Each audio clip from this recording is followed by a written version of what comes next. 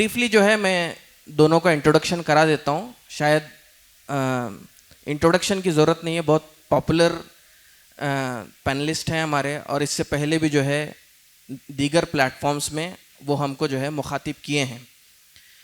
तो पहले तो पैनलिस्ट हम जानते हैं जनाब BM हनीफ साहब को। वो एक सीनियर जर्नलिस्ट है। He has been in this field, in the field of journalism past 34 years, and he has penned down many short stories, poems and articles, and he is also a renowned activist, and he has worked in various media platforms like Prajavani Sudha. He is also the author of book Minority Complex, and very importantly, not only he is in the field of journalism, but he is also a vocal speaker. He has been awarded with many accolades like Sandesha Award, Berry's Academy Award, coming from a coastal area from Mangaluru, and he has been in Bangalore from past many years, and you can see in various platforms and various aspects he can talk on many issues under the sky. He can speak on many issues, but specifically he will be addressing us today on the issues of Muslim youths, Muslim politics, and in specific his expertise in media. We have second guest of today's session, Janab Mehdi Kaleem Saab. By profession he is a marketing graduate, but he has been you can say very gravely engaged with social engagement with the community. He is a social activist, and he has been part of in Bangalore and across different places. He was part of different social initiatives, played a very crucial role during COVID relief and Mercy Angel projects. He is a marketing strategist for Motherhood chain of hospitals. Also, since he is very closely related to us as an ex-CSE member of SIO of India. So on behalf of Solidarity Youth Movement, I welcome these panelists to this session, and this session will be very open, and हम बहुत खुल के जो है बड़ी इत्मीनान के साथ ये सारी गुफ्तगू कर सकते हैं। दो टाइप के प्रोग्राम्स हम लोग रखे। एक प्रोग्राम जो ख़ास एक पॉलिटिकल लीडर से जो है हम कुछ बातें कर सकें और उनसे गुफ्तगू कर सकें, लेकिन सिर्फ इलेक्टोरल पॉलिटिक्स से हटकर पॉलिटिक्स के बहुत सारी चीज़ें होती हैं। रिप्रेजेंटेशन सिर्फ एक मसला नहीं है, बल्कि प्रेजेंस है, और बहुत सारी चीज़ें पॉलिटिक्स के अंदर आती हैं, या फिर पॉलिटिक्स से हटकर जो सोशल एंगेजमेंट है और उसमें यूथ का, कम्युनिटी का, मुस्लिम कम्युनिटी के इश्यूज़ और यूथ इश्यूज़ को कैसे एड्रेस किया जाए, ये सारी चीज़ों के ऊपर इंशाल्लाह आराम से गुफ्तगू करेंगे। तो मैं इस सेशन का आगाज़ करना चाहूँगा एक सवाल के साथ, जो मेनली क्योंकि हमारा पॉलिटिकल सेशन जारी है, तो मैं BM हनीफ साहब से ये सवाल करना चाहूँगा। Does it think still there is a political space for Muslim youths or youths coming from Muslim background in this challenging time, and if there are, then what obstacle he has to face, because always there is a question of Muslim identity, or whenever a Muslim speaks he is branded as communal, or you can say when a Muslim is addressed, always he is addressed as communal. तो हम ये liberal secular माहौल में हम अपने आप को कैसे रखें, या फिर हम इस राह में कैसे आगे बढ़ें, अपने एक ओपनिंग रिमार्क से भी आपकी गुफ्तगू वो शुरू कर सकते हैं। अस्सलामु अलैकुम व रहमतुल्लाहि व बरकातुहू। सिनफ नो ಕೇಳಿಸ್ತಾ ಇದೆಯಲ್ವಾ? ಮೈಕ್ ಬೇಕಾ?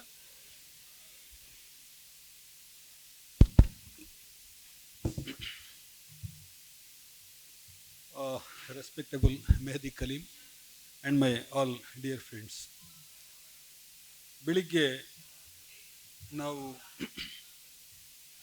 ಕರ್ನಾಟಕದ ಒಬ್ಬ ಮುಸ್ಲಿಂ ಸಮುದಾಯದ ಅತ್ಯುತ್ತಮ ಶಾಸಕರ ಮಾತುಗಳನ್ನು ಕೇಳಿದ್ವಿ. ತುಂಬ ಚೆನ್ನಾಗಿ ಮಾತಾಡಿದರು. ಅವರ ಮಾತುಗಳನ್ನು ಕೇಳ್ತಾ ಕೇಳ್ತಾ ನನಗೆ ಒಂದು 7-8 ಪ್ರಶ್ನೆಗಳು ಕೂಡ ಹುಟ್ಕೊಂಡು, ಅನ್ಫಾರ್ಚುನೇಟ್ಲಿ ನಮ್ಮ ರಾಜಕಾರಣಿಗಳು ಸಮಸ್ಯೆ ಏನು ಅಂತ ಹೇಳಿದರೆ, they are not serious about the issues, they are serious about people. ಯಾಕಂದರೆ ನಿಮ್ಮ ಜೊತೆಗೆ ಅವ್ರಿಗೆ ಮಾತಾಡಬೇಕು, ಆದರೆ ಯಾವ ವಿಷಯ ಮಾತಾಡಬೇಕು ಅದ್ರ ಬಗ್ಗೆ ಅವರು ಸೀರಿಯಸ್ ಆಗಿರಲ್ಲ. ಹಾಗಾಗಿ ಅವರು ಡಿಸ್ಕಷನನ್ನು ಸ್ಕಿಪ್ ಮಾಡ್ತಾರೆ ಬಹಳ ಕಡೆ. ಅದು ಅವ್ರ ತಪ್ಪಲ್ಲ, ಅದು ಯಾರ್ದು. ಯಾಕಂತ ಹೇಳಿದ್ರೆ ಅವರಿಗೆ ಭಾಳ ಇಂಪಾರ್ಟೆಂಟ್ ಮೀಟಿಂಗ್ ಇದೆ, part as an M L A he has to go there. ಹಾಗಾಗಿ ಅವ್ರನ್ನ ದೂರೋದಿಲ್ಲ ನಾನು. ಯಾಕಂತ ಹೇಳಿದ್ರೆ ಕಾಂಗ್ರೆಸ್ ಪಾರ್ಟಿನಲ್ಲಿ ನಾನು ಇದನ್ನು ಬಹಳ ಕಡೆ ಹೇಳಿದ್ದೀನಿ. ಕರ್ನಾಟಕದಲ್ಲಿ ಇತ್ತೀಚೆಗೆ ಆಗಿರುವಂಥ, ಕಳೆದ 10 ವರ್ಷಗಳಲ್ಲಿ ಆಗಿರುವಂತಹ 2 ಅತ್ಯುತ್ತಮ ಆಯ್ಕೆಗಳು ಯಾವುದು ಅಂತ ಹೇಳಿದರೆ, ಒಂದು ರಿಜ್ವಾನ್ ಅರ್ಷದು, ಮತ್ತೊಂದು ಪಕ್ಷದಿಂದ ಆಗಿರುವಂಥ ಆಯ್ಕೆಗಳು, ಮತ್ತೊಂದು ನಮ್ಮ ರಾಜ್ಯಸಭಾ ಸದಸ್ಯರಾಗಿರುವಂತಹ ಬಳ್ಳಾರಿಯವರು ನಾಸೀರ್ ಹುಸೇನ್. ಅದು ಯಾಕೆ ಆಯಿತು ಅಂತ ಹೇಳಿದರೆ, ಅವರು AICC ಕಚೇರಿನಲ್ಲಿ ಹಲವು ವರ್ಷಗಳ ಕಾಲ ಕಸ ಹೊಡೆದಿದ್ದಾರೆ. ಹಾಗಾಗಿ ರಾಹುಲ್ ಗಾಂಧಿಯವರ ಗಮನಕ್ಕೆ ಅವರು ಬಂದಿದ್ದಾರೆ. ಅವರ ಒಳ್ಳೆಯ ಗುಣಗಳು ಇವ್ರ ಗಮನಕ್ಕೆ ಬಂದಿದೆ ರಾಹುಲ್ ಗಾಂಧಿ ಅವ್ರದ್ದು. ಹಾಗಾಗಿ ಅದು ಆಯ್ಕೆ ಆಯಿತು. ಆ ಆಯ್ಕೆಗೂ ಕೂಡ ಕರ್ನಾಟಕದ ಮುಸ್ಲಿಂ ರಾಜಕಾರಣಿಗಳು, ಕಾಂಗ್ರೆಸ್ ಪಕ್ಷದ ಬಹಳಷ್ಟು ಅಧಿಕಾರಸ್ಥರು ವಿರೋಧ ಮಾಡಿದರು. ರಿಜ್ವಾನಿಗೆ MP ಟಿಕೆಟ್ ಕೊಡುವಾಗಲೂ ವಿರೋಧ ಮಾಡಿದರು, MLA ಟಿಕೆಟ್ ಕೊಡುವಾಗಲೂ ವಿರೋಧ ಮಾಡಿದರು. ಯಾರು? ಅವರೇ ಕಾಂಗ್ರೆಸ್ ಪಕ್ಷದ ಮುಸ್ಲಿಂ ನಾಯಕರು. ಆದರೆ ಅಲ್ಲಿಂದ ಅದು ಆಯ್ಕೆ ಆದದ್ರಿಂದ ಲಕ್ಕಿಲಿ ವಿ ಗಾಟ್ 2 ಎಕ್ಸಲೆಂಟ್ ಹ್ಯಾಂಡ್ಸ್. ದೌರ್ಬಲ್ಯಗಳು, ಪ್ರಶ್ನೆಗಳು ಎಲ್ಲರ ಜೊತೆಗೂ ಇದೆ ನನಗೆ. ನಾನು ಅದ್ರ ಬಗ್ಗೆ ಯಾವುದೇ ಮುಲಾಜು ಮಾಡಿಲ್ಲ ನಾನು. ಯಾಕೆಂತ ಹೇಳಿದ್ರೆ ನನಗೆ ಎಲ್ಲ ಪೊಲಿಟಿಕಲ್ ಪಾರ್ಟಿನಲ್ಲೂ ಸ್ನೇಹಿತರಿದ್ದಾರೆ, ಇನ್ಕ್ಲೂಡಿಂಗ್ RSS. ಎಲ್ರಿಗೂ ನಾನು ಪ್ರಶ್ನೆಗಳನ್ನು ಕೇಳ್ತೀನಿ. Being a independent journalist, I has to ask the questions. 2 information ನಿಮ್ಗೆ ಹೇಳಬೇಕಾಗಿರೋದು ಏನು ಅಂತ ಹೇಳಿದರೆ, ರಿಜ್ವಾನ್ ಅವರು ಮಾತಾಡಿದಾಗ ನನಗೆ ಅನಿಸಿದ್ದು, I will coming to the question. ಒಂದು 2 ನಿಮಿಷ. ಪಂಚಾಯತ್ ಇಲೆಕ್ಷನ್ಗೆ 21 ವರ್ಷ ವಯಸ್ಸು ನೀವು ಕಂಟೆಸ್ಟ್ ಮಾಡೋದಕ್ಕೆ. ಅದು ಗ್ರಾಮ ಪಂಚಾಯತ್ ಇರ್ಬೋದು, ಜಿಲ್ಲಾ ಪಂಚಾಯತ್ ಇರ್ಬೋದು. MLA ಇಲೆಕ್ಷನ್ಗೆ 25 ವರ್ಷ. ಯಂಗ್ಸ್ಟರ್ಸ್ MLA ಆಗಬೇಕು ಅನ್ನುವಂಥ ಒಂದು ಪ್ರಶ್ನೆ ಬಂತು ಅವ್ರು ಮಾತಾಡುವಾಗ ಬೆಳಿಗ್ಗೆ.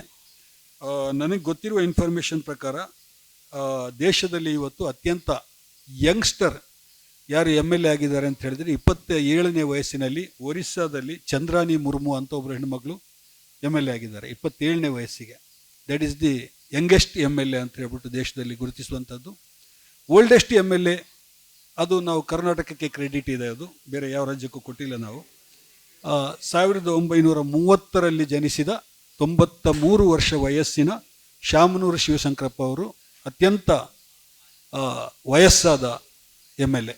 ನಿಮ್ಮ ಗಮನಕ್ಕೆ ಅಷ್ಟೇ, ನಿಮ್ಮ ಇನ್ಫಾರ್ಮೇಷನ್ ಇದು ಇರಲಿ. ಹೌದು, ದಾವಣಗೆರೆಯಲ್ಲಿ 70,000 ಮುಸ್ಲಿಂ ವೋಟರ್ಸ್ ಇದ್ದಾರೆ. ಇದು ಕೂಡ ಇಂಪಾರ್ಟೆಂಟ್. ಯಾಕೆ ಇಂಪಾರ್ಟೆಂಟ್ ಅಂತ ನಿಮ್ಗೆಲ್ರಿಗೂ ಗೊತ್ತಿದೆ. 70,000 ಮುಸ್ಲಿಂ ವೋಟರ್ಸ್ ಇಟ್ಕೊಂಡು ನಾವು 93 ವರ್ಷ ವಯಸ್ಸಿನ ಒಬ್ಬ ನಾನ್ ಮುಸ್ಲಿಂ MLA ಆಯ್ಕೆ ಮಾಡ್ತಾ ಇದ್ದೀವಿ ನಾವು ಮುಸ್ಲಿಮರು. ಇರಲಿ. ನೀವು ಕೇಳಿದ ಪ್ರಶ್ನೆ ಇದು ಪ್ರಶ್ನೆನೇ ಅಲ್ಲ, ಇದು ರಾಂಗ್ ಕ್ವಶನ್. ಇದು ನನ್ನ ಪ್ರಕಾರ ಈಗಲೂ ಮುಸ್ಲಿಮರಿಗೆ ರಾಜಕೀಯದಲ್ಲಿ ಸ್ಪರ್ಧಿಸಲಿಕ್ಕೆ ಅವಕಾಶ ಇದೆಯಾ? ಭಾರತದ ಸಂವಿಧಾನದ ಏನು ತತ್ವಗಳ ಅಡಿನಲ್ಲಿ, ಏನು secularism, democratic, sovereign and republic country ಅಂತ ನಾವು ಏನು ಹೇಳ್ತಾ ಇದ್ದೀವಿ, sovereign republic democratic and secular country ಅಂತ ನಾವು ಹೇಳ್ತಾ ಇದ್ದೀವಿ ಕಾನ್ಸ್ಟಿಟ್ಯೂಷನ್ನಲ್ಲಿ. ಅದರ ಪ್ರಕಾರ ಅವಕಾಶ ಇದೆಯಾ ಅಂದರೆ ಇಲ್ಲ ಅಂತ ಹೇಳಿರೋದು ಯಾರು?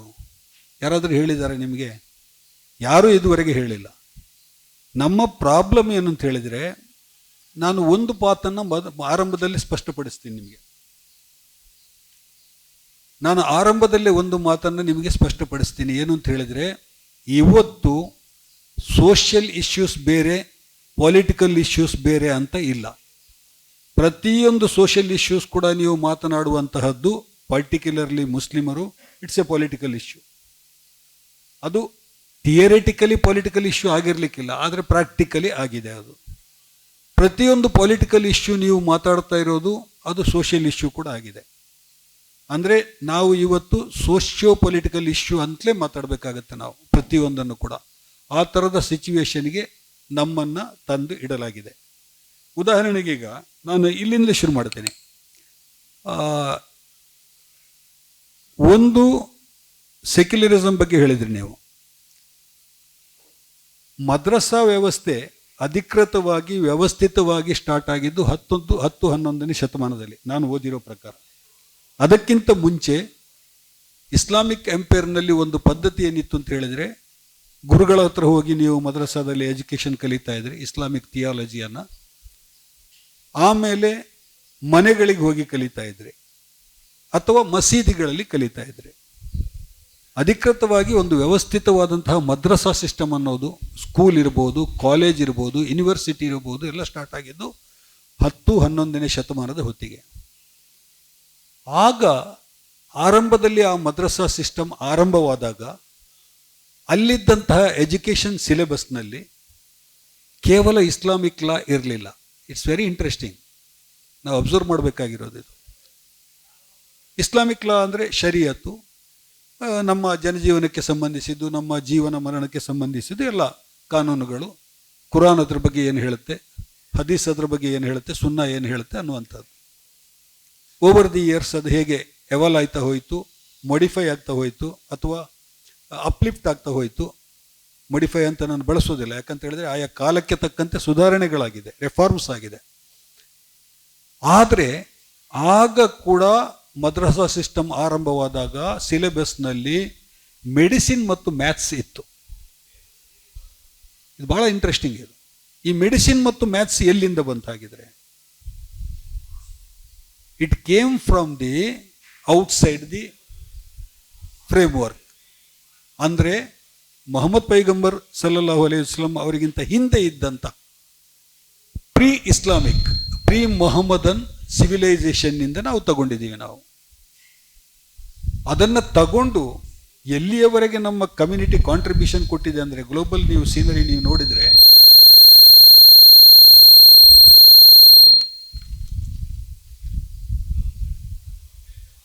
ಇಬ್ನ್ ಸಿನ್ನ, ಅವಿಸಿನ್ನ ನಿಮ್ಗೆಲ್ರಿಗೂ ಗೊತ್ತಿದೆ. ಮೆಡಿಕಲ್ ಓದೋರು ಎಲ್ಲರೂ ಕೂಡ ಇವತ್ತು ಫಾದರ್ ಆಫ್ ಕೆಮಿಸ್ಟ್ರಿ. ಎಷ್ಟು ದೊಡ್ಡ ಕಾಂಟ್ರಿಬ್ಯೂಷನ್ ಇದೆ ಅನ್ನುವಂಥದ್ದು ನಮಗೆಲ್ರಿಗೂ ಗೊತ್ತಿದೆ. ಅಂಥ ದೊಡ್ಡ ದೊಡ್ಡ ವ್ಯಕ್ತಿತ್ವಗಳನ್ನು ಇಸ್ಲಾಮಿಕ್ ಸೊಸೈಟಿ ಕ್ರಿಯೇಟ್ ಮಾಡಿದೆ. ಅಂದರೆ ಅಲ್ಲಿ ಗಮನಿಸಬೇಕಾದ ಅಂಶ ಏನು ಅಂತ ಹೇಳಿದ್ರೆ, ಹೌ ಲಿಬರಲ್ ವಿ ವ್ಯಾರ್. ಅಷ್ಟು ಲಿಬರಲ್ ಆಗಿ ನಾವು ಇದ್ದೀವ ಇವತ್ತು. ಪ್ರಾಕ್ಟಿಕಲ್ನಲ್ಲಿ ಬಿಡಿ, ಯೋಚನೆ ಮಾಡೋದಕ್ಕೂ ನಾವು ಅಷ್ಟು ಲಿಬರಲ್ ಆಗಿ ನಾವು ಯೋಚನೆ ಮಾಡ್ತಾ ಇದ್ದೀವ. ಸೆಕ್ಯುಲರಿಸಮ್ ಬಗ್ಗೆ ನೀವೇನು ಪ್ರಶ್ನೆ ಎತ್ತಿದ್ರಿ, the first Islamic state established by prophet Muhammad ಸಲ್ಲಲ್ಲಾಹು ಅಲೈಹಿ ವಸಲ್ಲಂ ಇಸ್ ಇನ್ ಮದೀನಾ. ಮದೀನಾದಲ್ಲಿ ಅವತ್ತು it was a pluralistic society, multi religious society.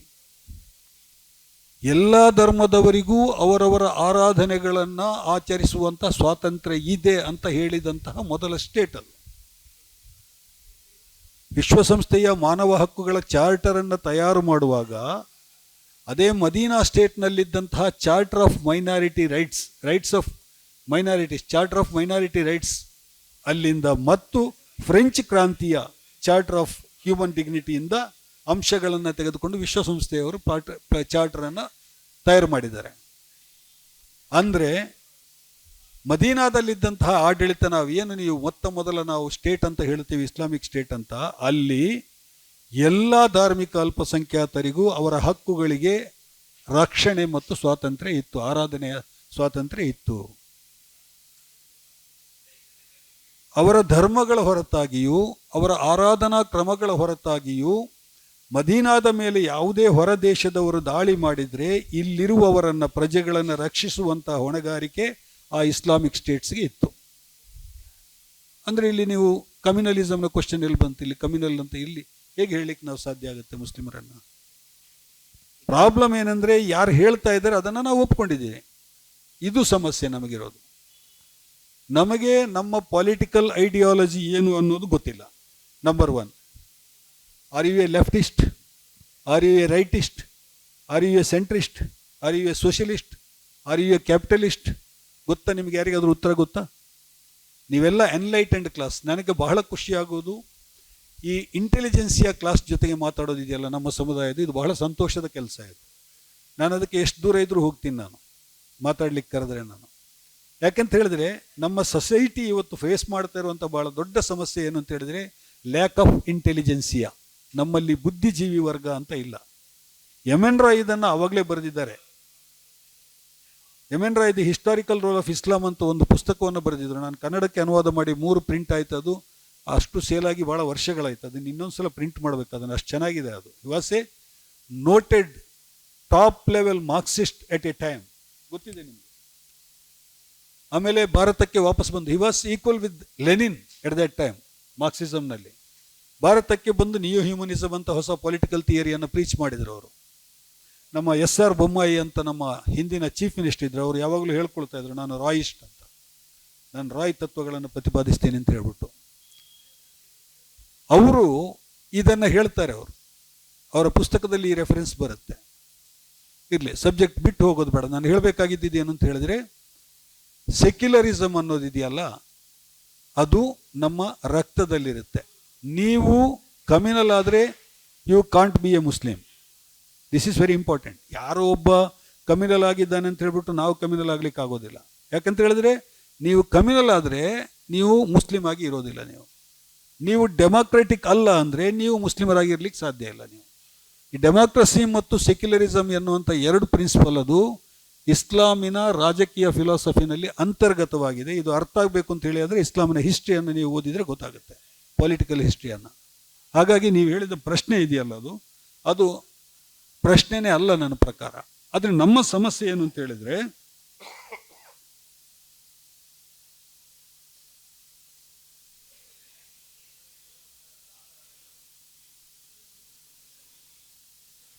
ಬೆಳಿಗ್ಗೆ ಮಾತಾಡುವಾಗ ರಿಜ್ವಾನ್ ಅವರು ಹೇಳಿದರು, ನಾವು ಇತರ ಹಿಂದುಳಿದ ವರ್ಗಗಳ ಜೊತೆಗೆ ಸೇರಿ, ದಲಿತರು, ಇತರ ಹಿಂದುಳಿದ ಜಾತಿಗಳು ಎಲ್ಲರ ಜೊತೆಗೆ ಸೇರಿ ನಾವು ರಾಜಕೀಯ ಹೋರಾಟವನ್ನು ಮಾಡಬೇಕು ಅಂತ. ನಾವ್ಯಾರು ಬೇಡ ಅಂತ ಹೇಳಿಲ್ಲ. ಇದನ್ನು ಕಳೆದ 15 ವರ್ಷದಿಂದ ಇದನ್ನೇ ಮಾಡ್ತಾ ಇದ್ದೀವಿ ಅಲ್ವಾ? ನಿಮಗೆಲ್ಲರಿಗೂ ಗೊತ್ತಿದೆ. ಕಳೆದ 15 ವರ್ಷದಿಂದ 3 ಇಲೆಕ್ಷನ್ನಲ್ಲಿ ಇದನ್ನು ಪ್ರಯತ್ನಪೂರ್ವಕವಾಗಿ ಮಾಡ್ತಾ ಇದ್ದೀವಿ. OBCಗಳಿಗೂ ಕೂಡ ಅವಕಾಶ ಕೊಡಬೇಕು ಅಂತೇಳಿ ಹೇಳಿದರೆ, ನಾನು ರಿಜ್ವಾನಿಗೆ ಆ ಪ್ರಶ್ನೆಯನ್ನು ಕೇಳಬೇಕಾಗಿತ್ತು. ನನ್ನ ಒಳ್ಳೆಯ ಗೆಳೆಯರವರು. ಈಗ ಮೊನ್ನೆ ಹೊಸ ಸರ್ಕಾರ ಬಂತು. ನಮ್ಮ ಎಲ್ಲ ತಲೆಯಲ್ಲಿ ಏನಿದೆ ಅಂತ ಹೇಳಿದ್ರೆ, ನಾವೇ ಆ ಸರ್ಕಾರ ತಂದಿರೋದು ಅಂತಿದೆ. ನಮ್ಗೆ ಅದ್ರ ಬಗ್ಗೆ ಹೆಮ್ಮೆನೂ ಇದೆ, ಅಹಂಕಾರನೂ ಇದೆ, ಎಲ್ಲ ಇದೆ. ಅದ್ರ ಬಗ್ಗೆ ಡಿಫರೆನ್ಸ್ ಆಫ್ ಒಪಿನಿಯನ್ ನನಗಿದೆ, ಆಮೇಲೆ ಹೇಳ್ತೀನಿ ಅದನ್ನು. ಮೊದಲ 3 ಮಂದಿನ MLC ಆಗಿ ನಾಮಿನೇಟ್ ಮಾಡಿದರು. ಆಮೇಲೆ ಮೊನ್ನೆ 3 ಮಂದಿನ, ಈಗ ಇವತ್ತಾಯ್ತು ಅನೌನ್ಸ್ ಆಯಿತು, 3 ಮಂದಿನ MLC ಆಗಿ ಆಯ್ಕೆ ಮಾಡಿದರು. ಮೊದಲ 3 ಬ್ಯಾಚ್ನಲ್ಲಿ ಕಾಂಗ್ರೆಸ್ ಪಕ್ಷ ಆಯ್ಕೆ ಮಾಡಿದವರು ಒಬ್ಬರು ಲಿಂಗಾಯತರು, ಇನ್ನಿಬ್ಬರು OBC. ಈಗ ಆಯ್ಕೆ ಮಾಡಿದವರಲ್ಲಿ ಒಬ್ಬರು ದಲಿತರು, ಇನ್ನಿಬ್ಬರು OBC. 6 ಮಂದಿ ಆಯ್ಕೆ ಆಯಿತು. ಈ OBCನಲ್ಲಿ ಮುಸ್ಲಿಮರು ಸೇರ್ತಾರಾ ಇಲ್ವಾ? It's very important question. ಆಯಿತು, ನಾವು ಹೋರಾಡೋಣ. ಅಹಿಂದದ ರಾಜಕೀಯವನ್ನು ನಾವು ಕಳೆದ 15 ವರ್ಷಗಳಿಂದ ನಾವು ನೋಡ್ತಾ ಇದ್ದೇವೆ. ನಾನು ಕಳೆದ 10 ವರ್ಷಗಳಲ್ಲಿ ಅಹಿಂದದ 100 ಪ್ರೋಗ್ರಾಮ್ಗಳಲ್ಲಿ ಭಾಗವಹಿಸಿದ್ದೇನೆ. ಅದರಲ್ಲಿ 1-2 ಕಾರ್ಯಕ್ರಮ ಬಿಟ್ಟರೆ ಆಮೇಲೆ ಉಳಿದ 98% ಕಾರ್ಯಕ್ರಮದಲ್ಲಿ ಸ್ಟೇಜ್ ಮೇಲೆ ಯಾವ ಮುಸ್ಲಿಂ ನಾಯಕರು ಇರಲಿಲ್ಲ. ಅಹಿಂದ ಅಂತ ಬೋರ್ಡ್ ಇರ್ತಿತ್ತು, ಅಲ್ಪಸಂಖ್ಯಾತರು, ಹಿಂದುಳಿದವರು ಮತ್ತು ದಲಿತರು ಅಂತ. ಅನ್ನೋದನ್ನು ಬಿಟ್ಬಿಟ್ಟಿದ್ರು.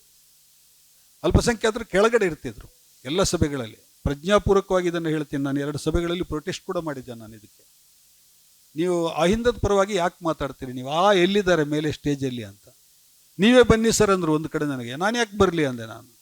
ನನಗೆ ನೀವು ಈ ಸಭೆಗೆ ಕರೆದು ಇಲ್ಲ, ನಾನು ಆಡಿಯನ್ಸ್ ಆಗಿ ಬಂದಿದ್ದೀನಿ, ಸಬ್ಜೆಕ್ಟ್ ವಿಷಯ ನನಗೆ ಹತ್ತಿರದ್ದಾದ್ರಿಂದ ಬಂದಿದ್ದೀನಿ ನಾನು ಅಂತ ಹೇಳ್ಬೋದು. ಕಳೆದ 15 ವರ್ಷಗಳಲ್ಲಿ ಕರ್ನಾಟಕದಲ್ಲಿ ನಡೆದಂಥ ಅಹಿಂದ ಪಾಲಿಟಿಕ್ಸ್ನಲ್ಲಿ ಅತ್ಯಂತ ಅನ್ಯಾಯಕ್ಕೊಳಗಾದವರು ಮುಸ್ಲಿಮರು. ಅಂಕಿಅಂಶ ಸಮೇತ ಇದನ್ನು ಹೇಳಬಲ್ಲೆ ನಾನು. ಅರಸು ಅವರ ಕಾಲದಲ್ಲಿ, ಇವತ್ತು ದೇವರಾಜ ಅರಸು ಅವರನ್ನು ನೆನಪಿಸ್ಕೋಬೇಕು ನಾವು. ಇವತ್ತು ಬರ್ತ್ಡೇ. ಅರಸು ಅವರ ಕಾಲದಲ್ಲಿ 21 ಜನ ಶಾಸಕರಿದ್ದರು ವಿಧಾನಸಭೆ ಮತ್ತು ವಿಧಾನ ಪರಿಷತ್ನಲ್ಲಿ ಮುಸ್ಲಿಮರು. ಇವತ್ತು ವಿಧಾನ ಪರಿಷತ್ನಲ್ಲಿ 2 ಇದ್ದಾರೆ, ವಿಧಾನಸಭೆಯಲ್ಲಿ 9 ಮಂದಿ ಇದ್ದಾರೆ.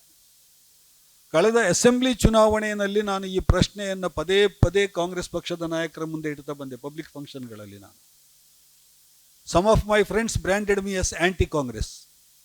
ನಾನು ಕೇಳ್ತಾ ಇದ್ದಿದ್ದು ಪ್ರಶ್ನೆ ಏನು ಅಂತ ಹೇಳಿದರೆ, ನೀವು ರಾಜಕೀಯ ಪ್ರಾತಿನಿಧ್ಯವನ್ನು ನಮಗೆ ಕೊಡಲಿಲ್ಲ ಅಂತ ಹೇಳಿ ಆದರೆ ನಾವು ನಮ್ಮ ಸೋಷಿಯೋ ಪೊಲಿಟಿಕಲ್ ಇಶ್ಯೂಸನ್ನು ಅಡ್ರೆಸ್ ಮಾಡಲಿಕ್ಕೆ ಆಗೋದಿಲ್ಲ ಸೂಟೇಬಲ್ ಪ್ಲ್ಯಾಟ್ಫಾರ್ಮ್ನಲ್ಲಿ. ಇದು ಬಹಳ ಇಂಪಾರ್ಟೆಂಟ್, ಬಹಳ ಮುಖ್ಯವಾಗಿ. ಅಂಡರ್ ರೆಪ್ರೆಸೆಂಟೇಷನ್ ನೋಡಿ, 21ರಿಂದ ಕಾಂಗ್ರೆಸ್ ಪಕ್ಷ ಕೊಡ್ತಾ ಇರುವಂಥ ಟಿಕೆಟ್ಗಳು ಕೂಡ 24 ಟಿಕೆಟ್ ಕೊಟ್ಟಿದ್ದಿದೆ ಕಾಂಗ್ರೆಸ್ ಒಂದು ಕಾಲದಲ್ಲಿ ಅಸೆಂಬ್ಲಿ ಇಲೆಕ್ಷನ್ನಲ್ಲಿ ಮುಸ್ಲಿಮರಿಗೆ. ಕಳೆದ ಇಲೆಕ್ಷನ್ನಲ್ಲಿ ನಾನು 30 ಟಿಕೆಟನ್ನು ಕೊಡಿ ಅಂತ ಕಾಂಗ್ರೆಸ್ ಲೀಡರ್ಗಳ ಜೊತೆಗೆ ವೈಯಕ್ತಿಕವಾಗಿ ಮಾತಾಡಿ, ಬಹಿರಂಗವಾಗಿ ನನ್ನ ಭಾಷಣಗಳನ್ನು ಮಾಡಿ, ಸಿಕ್ಕಾಪಟ್ಟೆ ಪ್ರೆಷರ್ ಹಾಕಿ, ಅದು ಪತ್ರಿಕೆಗಳೆಲ್ಲ ಬರೋ ಥರ ಮಾಡಿ, ಸೋಷಿಯಲ್ ಮೀಡಿಯಾದಲ್ಲಿ ವೈರಲ್ ಮಾಡಿ ಎಲ್ಲ ಆದ ನಂತರವೂ ಕೂಡ ಅಲ್ಪಸಂಖ್ಯಾತ ಘಟಕದ ಅಧ್ಯಕ್ಷರಾದಂತಹ ಅಬ್ದುಲ್ ಜಬ್ಬಾರ್ ಅವರು, ನಾನು ಅವ್ರ ಜೊತೆ ವೈಯಕ್ತಿಕ ಸಂಪರ್ಕ ಎಲ್ಲರ ಜೊತೆಗಿದೆ ನನಗೆ, ಎಲ್ಲ ಮುಸ್ಲಿಂ MLC ಮತ್ತು MLAಗಳ ಜೊತೆಗಿದೆ ನನಗೆ. ಅವರ ಸಭೆಯಲ್ಲಿ ಅವರು ಕಾಂಗ್ರೆಸ್ ಪಕ್ಷದ ಸಭೆಯಲ್ಲಿ ಹೇಳಿದರು, ಇಲ್ಲ ಮುಸ್ಲಿಮರಿಗೆ 29 ಟಿಕೆಟ್ ಕೊಡಬೇಕು ಈ ಸಲ ಇಲೆಕ್ಷನ್ಗೆ 2023ರಲ್ಲಿ ಅಂತ ಪಕ್ಷದ ಮುಂದೆ ಒಂದು ಡಿಮಾಂಡ್ ಇಟ್ಟರು ಹೈಕಮಾಂಡ್ ಮುಂದೆ. ಯಾವುದು? Minority wing of KPCC. ಅಂದರೆ ಒಂದು ಲೋಕಸಭಾ ಕ್ಷೇತ್ರಕ್ಕೆ ಒಂದು MLA ಟಿಕೆಟ್ ಅನ್ನೋ ಥರ 29 ಬೇಕು ಅಂತ ಹೇಳಿದರು. ಆಮೇಲೆ ಮತ್ತೊಂದು ಸಭೆ ಆಯಿತು ಕಾಂಗ್ರೆಸ್ ಮುಸ್ಲಿಂ ಲೀಡರ್ಗಳದ್ದು. ರಿಜ್ವಾನ್ ಅವರಿದ್ದರು, ಅದರಲ್ಲಿ ನಮ್ಮ ರಹಮಾನ್ ಖಾನ್ ಅವರಿದ್ದರು, ಜಮೀರ್ ಖಾನ್ ಅವರಿದ್ದರು, ಎಲ್ಲರೂ ಇದ್ದರು.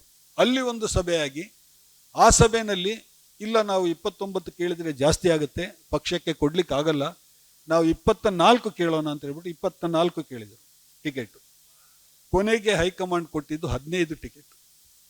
ಕಳೆದ ಚುನಾವಣೆಯಲ್ಲಿ 17 ಟಿಕೆಟ್ ಕೊಟ್ಟಿದ್ರು, 2 ಕಡಿಮೆ ಆಯಿತು. ಯಾಕೆ ಕಡಿಮೆ ಆಯಿತು ಅಂತ ನಾನು ಪಕ್ಷವನ್ನು ದೂರೋದಾಗಲಿ ಇನ್ನೊಂದಲ್ಲ, ನಾನು ಹೇಳ್ತಾ ಇರೋದು, ನಾವು ಇವತ್ತು ಮುಸ್ಲಿಮರೆಲ್ಲ ಕರ್ನಾಟಕದಲ್ಲಿ ಮಾತಾಡುವಾಗ ನಮಗೆ ಪಕ್ಷದ ಇಂಟ್ರೆಸ್ಟ್ ಮುಖ್ಯ ಆಗುತ್ತೆ, ನಮ್ಮ ಪಕ್ಷದ ಇಂಟ್ರೆಸ್ಟ್.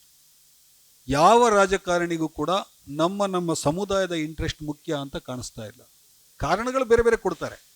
ಕಳೆಸಲ MLA ಎಲೆಕ್ಷನ್ನಲ್ಲಿ ಹೇಳಿದರು, ಇಲ್ಲ ಸರ್ ನೀವು ಸ್ವಲ್ಪ ಸುಮ್ಮನೆ ಇದ್ಬಿಡಿ ಸರ್, ಇಷ್ಟು ಗಲಾಟೆ ಮಾಡಬೇಡಿ, ಭಾಳ ತೊಂದರೆ ಆಗುತ್ತೆ ನಿಮಗೆ, ನಮ್ಮ ಪಕ್ಷಕ್ಕೂ ತೊಂದರೆ ಆಗುತ್ತೆ ಮತ್ತು ನಿಮ್ಮ ಸಮುದಾಯಕ್ಕೆ ತೊಂದರೆ ಆಗುತ್ತೆ. ಯಾಕಂದರೆ BJP ಅನ್ನುವಂಥ ಒಂದು ಭೂತವನ್ನು ನಾವು ಓಡಿಸ್ಬೇಕಾಗಿದೆ ನಾವು ಅಧಿಕಾರದಿಂದ, ಅದಕ್ಕಾಗಿ ಆದರೂ ನೀವು ಸುಮ್ಮನಿರಬೇಕು. ನೀವು ಅದರಲ್ಲಿ ಒಂದು ಪ್ರಶ್ನೆ ಬರ್ತದೆ, ಎಷ್ಟು ಜನ ಇದ್ದಾರಲ್ಲ ಅವರು ಯಾವಾಗಲೂ ಮಾತಾಡುವಾಗ ಕಮ್ಯುನಿಟಿ ಇಶ್ಯೂಸ್ ಬಗ್ಗೆ ಮಾತಾಡೋಲ್ಲ, ಮತ್ತು ಪಾರ್ಟಿ ಲೈನ್ ಅವರಿಗೆ ಮುಖ್ಯ, ಅವರಿಗೆ ಕಮ್ಯುನಿಟಿ ಬೆನಿಫಿಟ್ ಮುಖ್ಯ ಇಲ್ಲ. ಅದಕ್ಕೆ ರಿಪ್ರೆಸೆಂಟೇಷನ್ ಜಾಸ್ತಿ ಮಾಡಿದ್ರೇನು ಕೂಡ ನಮಗೆ ಕಮ್ಯುನಿಟಿ ಬೆನಿಫಿಟ್ ನಮಗೆ ಸಿಗೋದಿಲ್ಲ ಅಂತ ಒಂದು ಸುಳ್ಳು. ಅದು ನೀವು ಮಾಡಿ ತೋರಿಸಿ, ನೀವು ಮಾಡಿ ನೋಡಿ.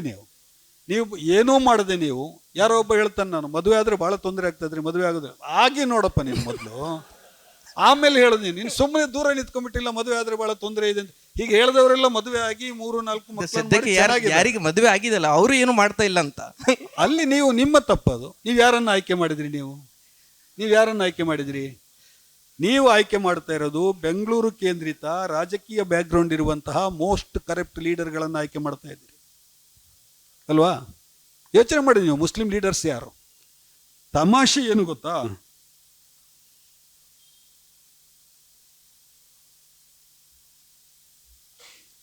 ತಮಾಷೆ ಏನಂದ್ರೆ, ಇದನ್ನು ನಾನು ಭಾಳ ಸಲ ಹೇಳಿದ್ದೀನಿ. ನಾವೆಲ್ಲ RSS ಅನ್ನು ದೂರ್ತೀವಿ ಅಲ್ವಾ? RSS ನಿಂದಾಗಿ ಹಿಂಗಾಯ್ತು, BJPಯಿಂದಾಗಿ ಹೀಗಾಯ್ತು ಅಂತ.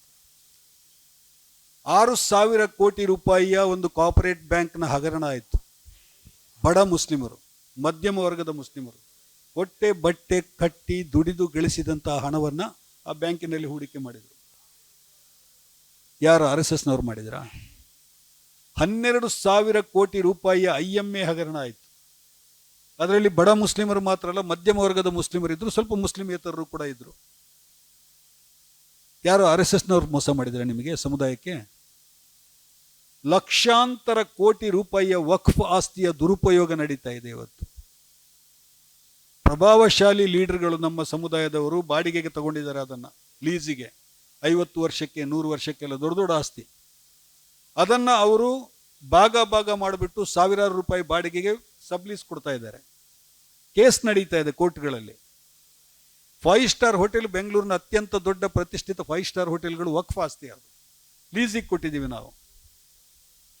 ಎಷ್ಟೋ ಜಿಲ್ಲೆಗಳಲ್ಲಿದೆ, 100 ಎಕರೆ. ಡು ಯು ನೋ ಏರ್ಪೋರ್ಟ್ ರೋಡ್ನಲ್ಲಿ 312 ಎಕರೆ ಒಂದು ಆಸ್ತಿ ವಕ್ಫ್ ಬೋರ್ಡ್ ಇದ್ದಿದೆ, ಗೊತ್ತಾ ನಿಮಗೆ? ಅದ್ರ ಕೈಯಲ್ಲಿಲ್ಲ ಅದು, ಏರ್ಪೋರ್ಟ್ ರೋಡಲ್ಲಿ. Do you think what is the amount of money? ಅಷ್ಟನ್ನ ತಗೊಂಡು ನೀವು ವಾಪಸ್ ವಕ್ಫಿಗೆ, ಅದನ್ನ ನೀವು ಸಮುದಾಯದ ಶಿಕ್ಷಣಕ್ಕೆ ಯಾವ ಬಜೆಟ್ನಲ್ಲಿ ಒಂದು ಪೈಸಾ ಕೊಡಬೇಕಾಗಿಲ್ಲ ಇವತ್ತು ನಮಗೆ.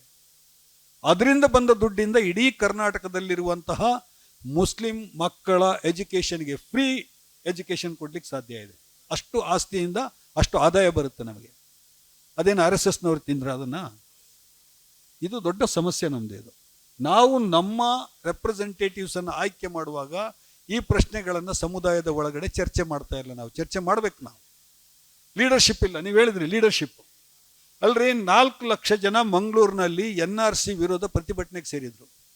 ಹೂ ಇಸ್ ದಿ ಲೀಡರ್? ಏನ್ ರಾಹುಲ್ ಗಾಂಧಿ ಲೀಡರ್ ಆಗಿದ್ರಾ? ಅಥವಾ ಸೋನಿಯಾ ಗಾಂಧಿ ಅವರು ಲೀಡರ್ ಆಗಿದ್ರಾ? ಅಥವಾ ಕುಮಾರಸ್ವಾಮಿ ಅವರು ಲೀಡರ್ ಆಗಿದ್ರಾ? ಯಾರಾದರೂ ಯಾವ ಪೊಲಿಟಿಕಲ್ ಪಾರ್ಟಿ ಅವರು ಲೀಡರ್ ಆಗಿರಲಿಲ್ಲ.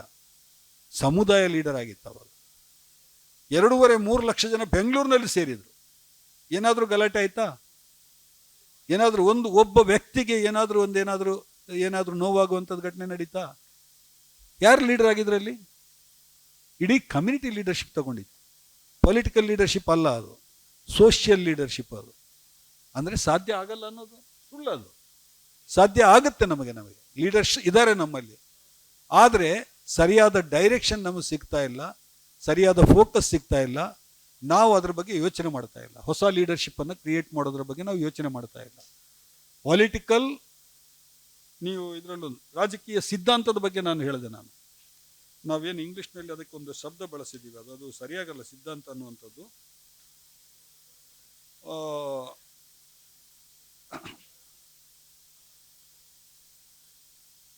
Political narrative on Muslim issues ಅಂತ ನಾವು ಹೇಳ್ತೀವಲ್ವ ನಾವು. This is very important. ಇದು ಈ ನೆರೇಟಿವ್ ಎಲ್ಲಿಂದ ಬರಬೇಕಾಗಿದೆ? ನಮಗೆ ನಮ್ಮ ಸಮುದಾಯದ ಒಳಗಡೆಯಿಂದ ಬರಬೇಕಾಗಿದೆ ಅಲ್ವಾ? ಎಲ್ಲ ಐಡಿಯಾಲಜಿ ನಮ್ಮ ಹತ್ರ ಇದೆ. ನಾವು ಡೆಮೋಕ್ರೆಟಿಕ್ ಹೌದು ಸಮುದಾಯದ ಒಳಗಡೆ. ನಮ್ಮ ರಿಲಿಜಿಯಸ್ ಸ್ಟ್ರಕ್ಚರ್ ಕೂಡ ವೆರಿ ಡೆಮೋಕ್ರೆಟಿಕ್ ಇದೆ. ನಿಮ್ಮ ಜಮಾತ್ನಲ್ಲಿ ಏನು ಅಪ್ಪನ ನಂತರ ಮಗ, ಮಗನ ನಂತರ ಮೊಮ್ಮಗ ಪ್ರೆಸಿಡೆಂಟ್ ಆಗ್ತಾರಾ? ಮುಸ್ಲಿಂ ಜಮಾತ್ನಲ್ಲಿ ಇಲ್ಲ ಅಲ್ವಾ? ಅಲ್ವಾ? ಯಾರು ಏಬಲ್ ಇದ್ದಾನೆ ರಿಲಿಜಿಯಸ್ಲಿ ಮತ್ತು ಸೋಷಿಯಲ್ ಇಶ್ಯೂಗಳಲ್ಲಿ ಯಾರಿಗೆ ನಾಲೆಜ್ ಇದೆ ಜಾಸ್ತಿ, ಅವರನ್ನ ಅಧ್ಯಕ್ಷರನ್ನಾಗಿ ಮಾಡ್ತೀವಿ ಅಲ್ವಾ? ಹೌದು. So it's democratic setup. ಅದು ಕಮ್ಯುನಲ್ ಅಲ್ಲ. ನಾವು ಕಮ್ಯುನಲ್ ಆದರೆ ನೀವು ಮುಸ್ಲಿಂ ಆಗಲಿಕ್ಕೆ ಸಾಧ್ಯ ಇಲ್ಲ. ನೀವು ಮೋಸ್ಟ್ ಸೆಕ್ಯುಲರ್. ನಾವು ನಮ್ಮ ವ್ಯವಹಾರಗಳು ದಿನನಿತ್ಯದ್ದು ಯಾರ ಜೊತೆಗಿದೆ ನೀವು ಗಮನಿಸಿ. ನೀವು ಹಳ್ಳಿಗಳಲ್ಲಿ, ನಗರಗಳಲ್ಲಿ ಹೋಗಿ ನೋಡಿ. ನಾವು ನಮ್ಮ ಜಾತಿಯವರಿಗೆ ಗೂಡ್ಸ್ಗಳನ್ನು ಮಾರೋದಲ್ಲ. ನಾವು ನಮ್ಮನ್ನ ಕಾಲನಲೈಸ್ ಮಾಡಲಾಗಿದೆ, ಅದು ಬೇರೆ ವಿಚಾರ. ನೀವು ಸಿಟಿನಲ್ಲಿ ಗೆಟ್ಟೋಗಳು, ಈ ನ್ಯಾರೋ ಬೀದಿ ಇದ್ರೆ ಅಲ್ಲಿ ಮುಸ್ಲಿಮರು ಇರ್ತಾರೆ, ಇಲ್ಲ ದಲಿತರು ಇರ್ತಾರೆ. ಹಳ್ಳಿಗಳಲ್ಲೂ ಕೂಡ ಹಾಗೆ. ಅತ್ಯಂತ ಕೊಳಕು ಜಾಗ ಯಾವುದಾದ್ರೂ ಇದ್ರೆ, ಅತ್ಯಂತ ಅನಾರೋಗ್ಯಕರ ವಾತಾವರಣ ಇದ್ರೆ, ಕೆಟ್ಟ ರಸ್ತೆಗಳಿದ್ರೆ ಅಲ್ಲಿ ಮುಸ್ಲಿಮರು ಇರ್ತಾರೆ ಜಾಸ್ತಿ.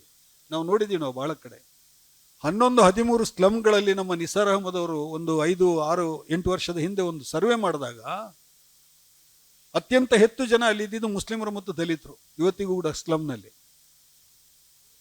ಅದು ಬೇರೆ ವಿಚಾರ. ಆದರೆ ನಿಮ್ಮ ಪ್ರಿನ್ಸಿಪಲ್ಸ್ ಏನಿದೆ, ಪೊಲಿಟಿಕಲ್ ಐಡಿಯಾಲಜಿ ಏನಿದೆ, ಅಂದರೆ ನಾವು ಮಾಡಬೇಕಾಗಿದ್ದು ಏನು ಅಂತ ಹೇಳಿದ್ರೆ, ಒಂದು ಹೊಸ ಲೀಡರ್ಶಿಪ್ ಅನ್ನು ಕ್ರಿಯೇಟ್ ಮಾಡೋದು.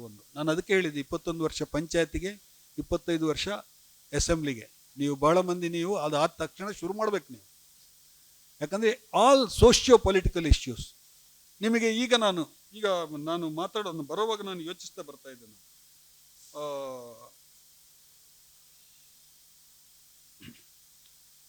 UCCದು ಪ್ರಶ್ನೆ ಬಂದಿದೆ ಈಗ ಅಲ್ವಾ? Uniform civil code.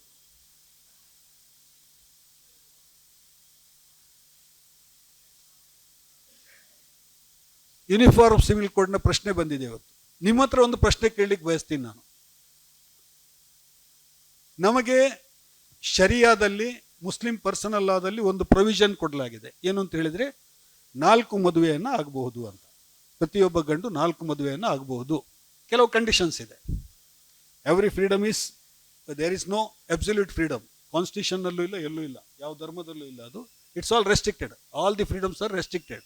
ಕೆಲವು ರೆಸ್ಟ್ರಿಕ್ಷನ್ಸ್ ಇರ್ತವೆ, ನಿರ್ಬಂಧಗಳಿರ್ತವೆ, ಕಂಡೀಷನ್ಸ್ ಇರ್ತವೆ.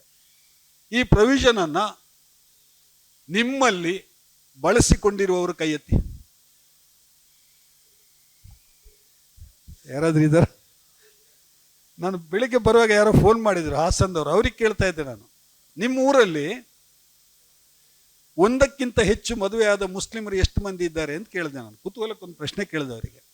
ಅವರು ಯೋಚನೆ ಮಾಡಿ ಹೇಳಿದ್ರು, ಒಬ್ರು ಇಲ್ವಲ್ಲ ಅಂತ ಹೇಳ್ಬಿಟ್ಟು. ನಿಮ್ಮೂರಲ್ಲಿ ಒಂದಕ್ಕಿಂತ ಹೆಚ್ಚು ಮದುವೆಯಾದ ಹಿಂದೂ ಸ್ನೇಹಿತರು ಎಷ್ಟಿದ್ದಾರೆ ಕೇಳಿದ್ರೆ 4 ಮಂದಿದ ಹೆಸರು ಹೇಳಿದ್ರು ಅವರು ನೆನಪಿಸ್ಕೊಂಡು. ನನಗೆ ಗೊತ್ತಿರೋ ಹಾಗೆ ಬೆಂಗಳೂರಿನಲ್ಲಿ 4 ಮದುವೆ ಆಗಿರೋ ನನ್ನ ಸ್ನೇಹಿತರೊಬ್ರು ಇದ್ದಾರೆ, ಒಬ್ರು ಅಷ್ಟೇ. ಆಮೇಲೆ ಇನ್ಯಾರು ನನಗೆ ಗೊತ್ತಿಲ್ಲ. ನಮ್ಮ ಊರಲ್ಲಿ ಯಾರು ಇಲ್ಲ, ನಮ್ಮ ಫ್ಯಾಮಿಲಿನಲ್ಲಿ 2 ಇದ್ದಾರೆ, 2 ಮದುವೆ ಆಗಿದ್ದಾರೆ, ಅನುಭವಿಸ್ತಾ ಇದ್ದಾರೆ, ಬಹಳ ಕಷ್ಟಪಟ್ಟು ಅನುಭವಿಸ್ತಾ ಇದ್ದಾರೆ. ಅದು ಅವ್ರ ಗೋಳು ಕೇಳಿ ಪ್ರಯೋಜನ ಇಲ್ಲ. ಅವರು ನನ್ನ ಫ್ಯಾಮಿಲಿನಲ್ಲಿ ಇದ್ದಾರೆ. ನಿಮಗೆ ಒಂದು ಪ್ರೊವಿಷನ್ ಕೊಟ್ಟಿದೆ, ನೀವು ಅದನ್ನು ಬಳಸ್ತಾ ಇಲ್ಲ. ಯಾಕೆ ಬಳಸ್ತಾ ಇಲ್ಲ ಹೇಳಿ? ಒಂದು ಉತ್ತರ ಹೇಳಿ, ಒಂದು ಶಬ್ದದ ಉತ್ತರ ಹೇಳಿ. ಇಟ್ ಈಸ್ ನಾಟ್ ಪ್ರಾಕ್ಟಿಕಲ್ ಅಲ್ವಾ? ನಾನೊಂದು ಸಿಂಪಲ್ ಕ್ವಶನ್ ಕೇಳ್ತೀನಿ. ನನಗೆ ಈ ಸಮಸ್ಯೆ ಇರೋದು ಇಲ್ಲಿ ಏನು ಅಂತ ಹೇಳಿದ್ರೆ, ಇಂಟೆಲೆಕ್ಚುವಲ್ಸ್ ಇದಾರಲ್ಲ, ಇಲ್ಲ ಅಂತ ಹೇಳಿಲ್ಲ, ನಮ್ಮಲ್ಲಿ ಇದ್ದಾರೆ. ಒಂದು ರಿಲಿಜಿಯಸ್ ಫೀಲ್ಡ್ ಅಲ್ಲಿ ಇದ್ದಾರೆ, ಇನ್ನೊಂದು ಪೊಲಿಟಿಕಲ್ ಫೀಲ್ಡ್ ಅಲ್ಲಿ ಇದ್ದಾರೆ. ರಿಲಿಜಿಯಸ್ ಫೀಲ್ಡ್ ಅಲ್ಲಿರುವಂತಹ ಇಂಟೆಲೆಕ್ಚುವಲ್ಸ್ ಯಾರಿದ್ದಾರೆ, ಅವರಿಗೆ ನಾನು ಹೀಗೆ ಪ್ರಶ್ನೆ ಕೇಳೋದು ಅವರಿಗೆ ಇಷ್ಟ ಆಗೋದಿಲ್ಲ. ಅವರಿಗೆ they are not ready to discuss the issue. No, शरीयत भाई, शरीयत में है, छोड़ दे दो, वो नहीं बात करना. You are exceeding your limit. अरे भाई, बात करने में क्या है? If you are not discussing the issues, you are not democratic. You are against your Islam, isn't it? Don't you think so? Umar bin Khattab ಅವರ ಎದೆಗೆ ತಲವಾರು ಇಟ್ಟುಬಿಟ್ಟು ಕೇಳ್ತಾನೆ ಅವನು, ಬೊಕ್ಕಸದ ದುಡ್ಡು 1 ಪೈಸಾ ನೀವು ದುರುಪಯೋಗ ಮಾಡಿದ್ರೆ ಇದೇ ತರ ತಲವಾರು ಇಟ್ಟು ನಿಮ್ಮನ್ನ ಪ್ರಶ್ನೆ ಕೇಳಿಸುವಂತ ಹಕ್ಕಿದೆ ಅಂತ ಹೇಳಿ ಹೇಳ್ತಾನೆ. ಒಬ್ಬ MLA ಕುತ್ತಿಗೆ ನೀವು ಎದೆಗೆ ತಲವಾರು ಇಟ್ಟು ಕೇಳಲಿಕ್ಕೆ ಆಗುತ್ತಾ ಪ್ರಶ್ನೆ? ಮುಸ್ಲಿಂ MLAಗೆ, ಮುಸ್ಲಿಂ MP ಗೆ, ಮುಸ್ಲಿಂ ಮಿನಿಸ್ಟ್ರಿಗೆ ಆಗುತ್ತಾ? ಉದಾಹರಣೆಗಳು ಬೇಕಾದಷ್ಟಿದೆ ನಮಗೆ. ನಾನು ಕೇಳ್ತಾ ಇರೋದು, ಈ ಇಂಟೆಲೆಕ್ಚುವಲ್ ನಲ್ಲಿ ಇನ್ನೊಂದು ಪೊಲಿಟಿಕಲ್ ಇಂಟೆಲೆಕ್ಚುವಲ್ಸ್ ನಮ್ಮಲ್ಲಿ ಇದ್ದಾರೆ. ಪ್ರಾಬ್ಲಮ್ ಏನು ಅಂತ ಹೇಳಿದ್ರೆ, ಅವರಿಗೆ ಲಿಮಿಟೇಷನ್ಸ್ ಇದೆ. ಅವರಿಗೆ ಅವರು ಅಪ್ರಿಯವಾದ ಪ್ರಶ್ನೆಗಳನ್ನು ಕೇಳಿಸ್ಕೊಳ್ಳಿಕ್ಕೆ ತಯಾರಿರೋದಿಲ್ಲ, ಜಾಗ ಖಾಲಿ ಮಾಡ್ತಾರೆ, ಭಾಷಣ ಮಾಡ್ತಾರೆ, ಜಾಗ ಖಾಲಿ ಮಾಡ್ತಾರೆ. ಬಹಳ ಕಡೆ ನೋಡಿದ್ದೀನಿ ನಾನು. ಪ್ರಶ್ನೆಗಳನ್ನು ಯಾರಿಗೆ ಕೇಳೋದು ನೀವು? ಆಗಿದ್ರೆ ಡಿಸ್ಕಷನ್ ಯಾರ ಜೊತೆಗೆ ಮಾಡೋದು? ನಾನು ಕೇಳ್ತಾ ಇರೋದು, ಪ್ರಾಕ್ಟಿಕಲ್ ಅಲ್ಲದ ಒಂದು ಪ್ರೊವಿಷನ್ ನಮ್ಮ ಶರೀಯತ್ನಲ್ಲಿ ಇದೆ ಅಂತ ಹೇಳಿ ಆದರೆ, ಪರ್ಸನಲ್ ಲಾದಲ್ಲಿ ಇದೆ ಅಂತ ಹೇಳಿ ಆದರೆ, ಅದಕ್ಕೊಂದು ಐತಿಹಾಸಿಕ ಕಾರಣ ಇತ್ತು. ಅವತ್ತು 4 ಮದುವೆಗೆ ಪ್ರೊವಿಷನ್ ಮಾಡೋದಕ್ಕೆ ಏನು ಅಂತ ಹೇಳಿದ್ರೆ, ಯುದ್ಧ ನಡೀತಾ ಇತ್ತು. ಯುದ್ಧದಲ್ಲಿ ಬಹಳ ಮಂದಿ ಗಂಡಸರು ಸತ್ತೋಗ್ತಾ ಇದ್ರು. ವಿಧವೆಯರ ಬಹಳ ದೊಡ್ಡ ಸಾಮಾಜಿಕ ಸಮಸ್ಯೆ ಇತ್ತು ನಮ್ಮ ಮುಂದೆ. ವಿಧವೆಯರ ಬಾಳು ಕೊಡೋದು ಅವರಿಗೆ ಅದು ಬಹಳ ದೊಡ್ಡ ಪುಣ್ಯದ ಕೆಲಸ ನಮ್ಮ ಸಮುದಾಯದಲ್ಲಿ. ನಮ್ಮ ಪ್ರವಾದಿ ನಮ್ಗೆ ತೋರಿಸ್ಕೊಟ್ಟಿದ್ದಾರೆ ನಮಗೆ. ಅವೆಲ್ಲ ಸಾಮಾಜಿಕ ಸಮಸ್ಯೆಗಳನ್ನು ಅಡ್ರೆಸ್ ಮಾಡೋದಕ್ಕೆ ಆ ಕಾಲದಲ್ಲಿ ಅಂಥ ಪರಿಹಾರವನ್ನು ಅವರು ಸೂಚಿಸಿದರು. ಇದನ್ನು ಯಾಕೆ ಈಗ ನಾನು ಕೇಳ್ತಾ ಇದ್ದೀನಿ ಅಂತ ಹೇಳಿದ್ರೆ, ಬೇರೆ ಸಂದರ್ಭದಲ್ಲಿ ಆದರೆ ಕೇಳ್ತಾ ಇರಲಿಲ್ಲ. ನನ್ನ RSS ಗೆಳೆಯರ ಹತ್ರ ನಾನು ಚರ್ಚೆ ಮಾಡ್ತಾ ಇದ್ದೆ. ನಾನು UCC ಅಂತ ಹೇಳ್ತಾ ಇದ್ದೀರಲ್ಲ ನೀವು, ಅದರಲ್ಲಿ ಏನು ಬರ್ಬೋದು ಅಂತ.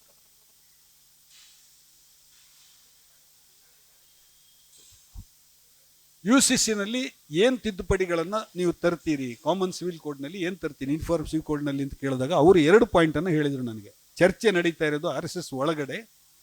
ಒಂದು, ಈ ಬಹುಪತ್ನಿತ್ವವನ್ನು ತೆಗೆದುಹಾಕೋದು. ಅದಕ್ಕೆ ಕೊಡುವ ಕಾರಣ ಏನು ಅಂತ ಹೇಳಿದ್ರೆ, ಹೆಣ್ಣು ಮಕ್ಕಳಿಗೆ ಅನ್ಯಾಯ ಆಗುತ್ತೆ, ಹೆಣ್ಣು ಮಕ್ಕಳು ಕೂಡ ಸಮಾನರಿರಬೇಕು, ನಮ್ಮ ಸಂವಿಧಾನದ ಆಶಯದ ಪ್ರಕಾರ ಹೆಣ್ಣು ಗಂಡಿಗೆ ಸಮಾನತೆ ಇದೆ, ಆ ಕಾರಣಕ್ಕಾಗಿ ಒಬ್ಬ ಗಂಡು 4 ಮದುವೆಯನ್ನು ಅಧಿಕೃತವಾಗಿ ಮಾಡೋದನ್ನು ನಾವು ನಿಷೇಧಿಸಬೇಕು ಅನ್ನೋದು ಒಂದು. ಎರಡನೇದು, ಆಸ್ತಿ ಹಕ್ಕು. ಆಸ್ತಿ ಹಕ್ಕಿನಲ್ಲಿ ಮುಸ್ಲಿಂ ಪರ್ಸನಲ್ ಲಾ ಪ್ರಕಾರ ಗಂಡಿಗೆ 2 ಪಾಲು, ಹೆಣ್ಣಿಗೆ 1 ಪಾಲು. ಹಿಂದೂ ಕೋಡ್ ಪ್ರಕಾರ 50-50. ಆಸ್ತಿ ಹಕ್ಕು ಮುಸ್ಲಿಂ ಹೆಣ್ಣು ಮಕ್ಕಳಿಗೆ ಬಂದಿರೋದು 1400 ವರ್ಷಗಳ ಹಿಂದೆ. ಭಾರತದಲ್ಲಿ ಬಂದಿರೋದು ಹೆಣ್ಣು ಮಕ್ಕಳಿಗೆ ಹಿಂದೂ ಕೋಡ್ನಲ್ಲಿ ತಿದ್ದುಪಡಿ ಆಗಿರೋದು ಇತ್ತೀಚೆಗೆ. ಅಂಬೇಡ್ಕರ್ ಅವರ ಆ ಕಾನೂನನ್ನು ತಂದಾಗ ಬಹಳ ದೊಡ್ಡ ಪ್ರತಿಭಟನೆ ಆಯ್ತು. ಅದಕ್ಕೆ ಬಹಳಷ್ಟು ಸನಾತನ ಹಿಂದೂ ಸಂಘ ಸಂಸ್ಥೆಗಳು ಅದನ್ನು ವಿರೋಧ ಮಾಡಿದ್ವು, ಅದನ್ನು ಪ್ರತಿಭಟನೆ ಬೀದಿಗಿಳಿದು ಮಾಡಿದರು. ಅದು ಬೇರೆ ವಿಚಾರ. ಆದರೆ ಇಲ್ಲಿ ಯಾಕೆ 2 ಪಾಲು ಮತ್ತು 1 ಪಾಲು ಬಂತು ಅನ್ನೋದನ್ನು ಕೂಡ ನಾವು, ಅದಕ್ಕೂ ಸಾಮಾಜಿಕ ಕಾರಣಗಳಿದೆ. ಒಂದು ಕುಟುಂಬದಲ್ಲಿ ಒಬ್ಬ ಮುಸ್ಲಿಂ ಗಂಡು ಇದ್ರೆ ಅವನ ಜವಾಬ್ದಾರಿ ಅಲ್ಲಿರುವಂಥ ಅವನ ತಂಗಿ ಅಕ್ಕ ಯಾರಿದ್ದಾರೆ ಅವರಿಗೆ ಒಳ್ಳೆಯ ಎಜುಕೇಷನ್ ಅನ್ನು ಕೊಟ್ಟು ಅವರನ್ನು ಚೆನ್ನಾಗಿ ಊಟ ತಿಂಡಿ ಕೊಟ್ಟು ಸಾಕಿ ಅವರನ್ನು ಮದುವೆ ಮಾಡಿಕೊಡುವಂಥ ಕರ್ತವ್ಯ ಒಂದು ಹುಡುಗಂದು. ಅದಕ್ಕೆ ಕುಟುಂಬದಲ್ಲಿ ಆಸ್ತಿ ಪಾಲು ಮಾಡುವಾಗ 2 ಪಾಲು ಗಂಡಿಗಿರ್ಲಿ 1 ಪಾಲು ಹೆಣ್ಣಿಗಿರ್ಲಿ ಅಂತ ಹೇಳಿ ಮಾಡಿರೋದು. That is the reason. ಆ ಕಾಲದ ಅಗತ್ಯಕ್ಕೆ ತಕ್ಕ ಹಾಗೆ ಮಾಡಿದ್ವಿ. ಇವತ್ತು ಕುಟುಂಬದ ಸಿಸ್ಟಮ್ ಚೇಂಜ್ ಆಗಿದೆ. ಕುಟುಂಬ ಅನ್ನೋ ಕನ್ಸೆಪ್ಟೇ ಇಲ್ಲ ಆಗುವಂತಹ ಒಂದು ಪರಿಸ್ಥಿತಿ ನಮ್ಮ ಸಮಾಜದಲ್ಲಿದೆ. ಲಕ್ಕಿಲಿ ಮುಸ್ಲಿಮರಲ್ಲಿ ಅದಿಲ್ಲ.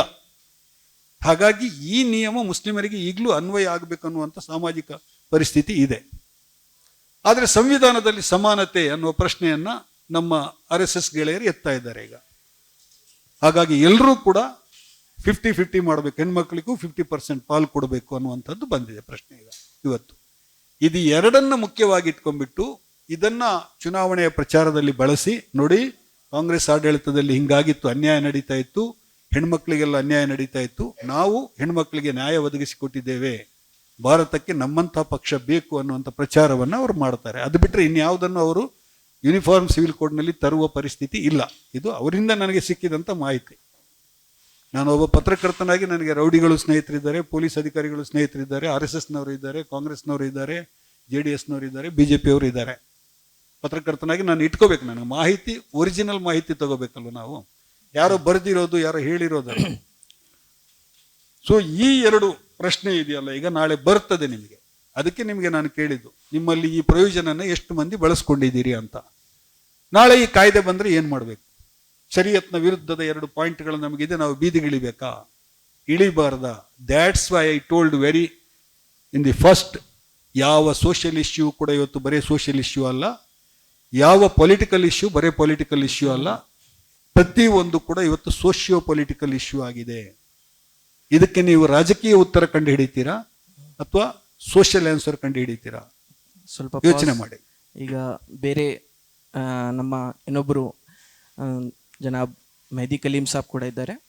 So on the same perspective, what is a political narrative of Muslim community? You are engaged with Muslim community in many issues. I think so we should give the time to them to ask questions. Yeah. Just your opening remarks, then we can go ahead. Illa sir. It is nice hearing you after a long time. No, I think so. Let's take question answers. I would love to. Assalamu alaikum. जी. I was seeing the program copy. So पूरा hard metal है इसमें. काफी लोग आके आपको मारे sir पर बोलिए। और मैं भी SAO का हूँ और इस तरह के प्रोग्राम्स में जानता हूँ कि आपको बहुत टाइट किया जाता है. Let's relax a little. Please ask questions. I would love to ask. Assalamu alaikum, sir. My question to Hanif, sir. Sir, you talked about UCC. You talked about this for marriage issue, Shariat and all. Okay. How you address the gender imbalance? For example, if you take Kerala, for every 1,000 males, there are 1,084 females. What will happen to the 84 females? I think so. One of No. See, if okay, so how the RSS will counter this? No. Okay, okay.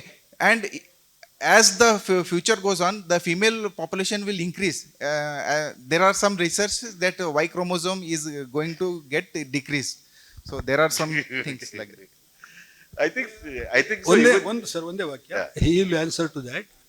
They are not serious about issues. They want political mileage. That's why they are choosy on questions of equality. We are very serious on discussion. No, they are not serious on discussions. They are paying with our sentiments. They are putting agendas to us. 25 ವರ್ಷಗಳಲ್ಲಿ ಅವರು ಪ್ರತಿ 5 ವರ್ಷಕ್ಕೊಂದು issue ನಿಮ್ಗೆ ಕೊಡ್ತಾರೆ, ನಿಮಗೆ agenda. ನೀವು ಪ್ರತಿಭಟನೆ ಮಾಡಬೇಕು, ಬೀದಿಗಿಳಿಬೇಕು. That's going on, sir. Yeah, I think so. We'll stick to the subject. If something is there on what was given, any questions particular to those? Political narrative और मुस्लिम यूथ्स कम्युनिटी इश्यूज के ऊपर जो है हम stick करेंगे, जनाब कलीम साहब का कहना है. इसके रिलेटेड क्वेश्चंस आपके हैं तो आप रेज करिए. How many people have actually taken part in active politics and campaign किए हैं, यानी कि उस मशीनरी में काम किए हैं? Can you raise your hands? No, raise your hands, raise your hands. थोड़ा हाथ ऊपर करिए. 1 2 3 4. Thank you.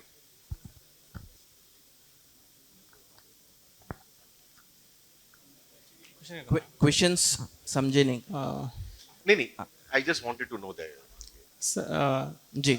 ಸರ್ ಹೇಳಿದ್ರು ಲೈಕ್ ರೆಪ್ರೆಸೆಂಟೇಷನ್ ವಿಷಯದಲ್ಲಿ like how we know B J P is not giving representation, Congress also we know so far they are ಅಂತ ಅವ್ರು ಅಂತ ಇದರಲ್ಲಿ ಇಲ್ಲ ಅವರು, they are yet they are not.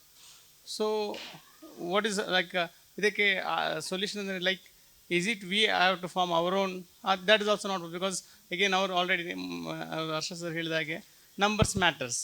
So again so where is the solution, like how it can tackle, is it only ನಾವು ಈಗೇನೆ ಹೇಳ್ತಾ ಇರೋದು ಅಥವಾ what is like where to ಇದಕ್ಕೆ ಸೊಲ್ಯೂಷನ್, ಹೇಗೆ ಆಕ್ಷನ್ ಪ್ಲಾನ್ ಏನು ಅಂತ ಹೇಳಿ.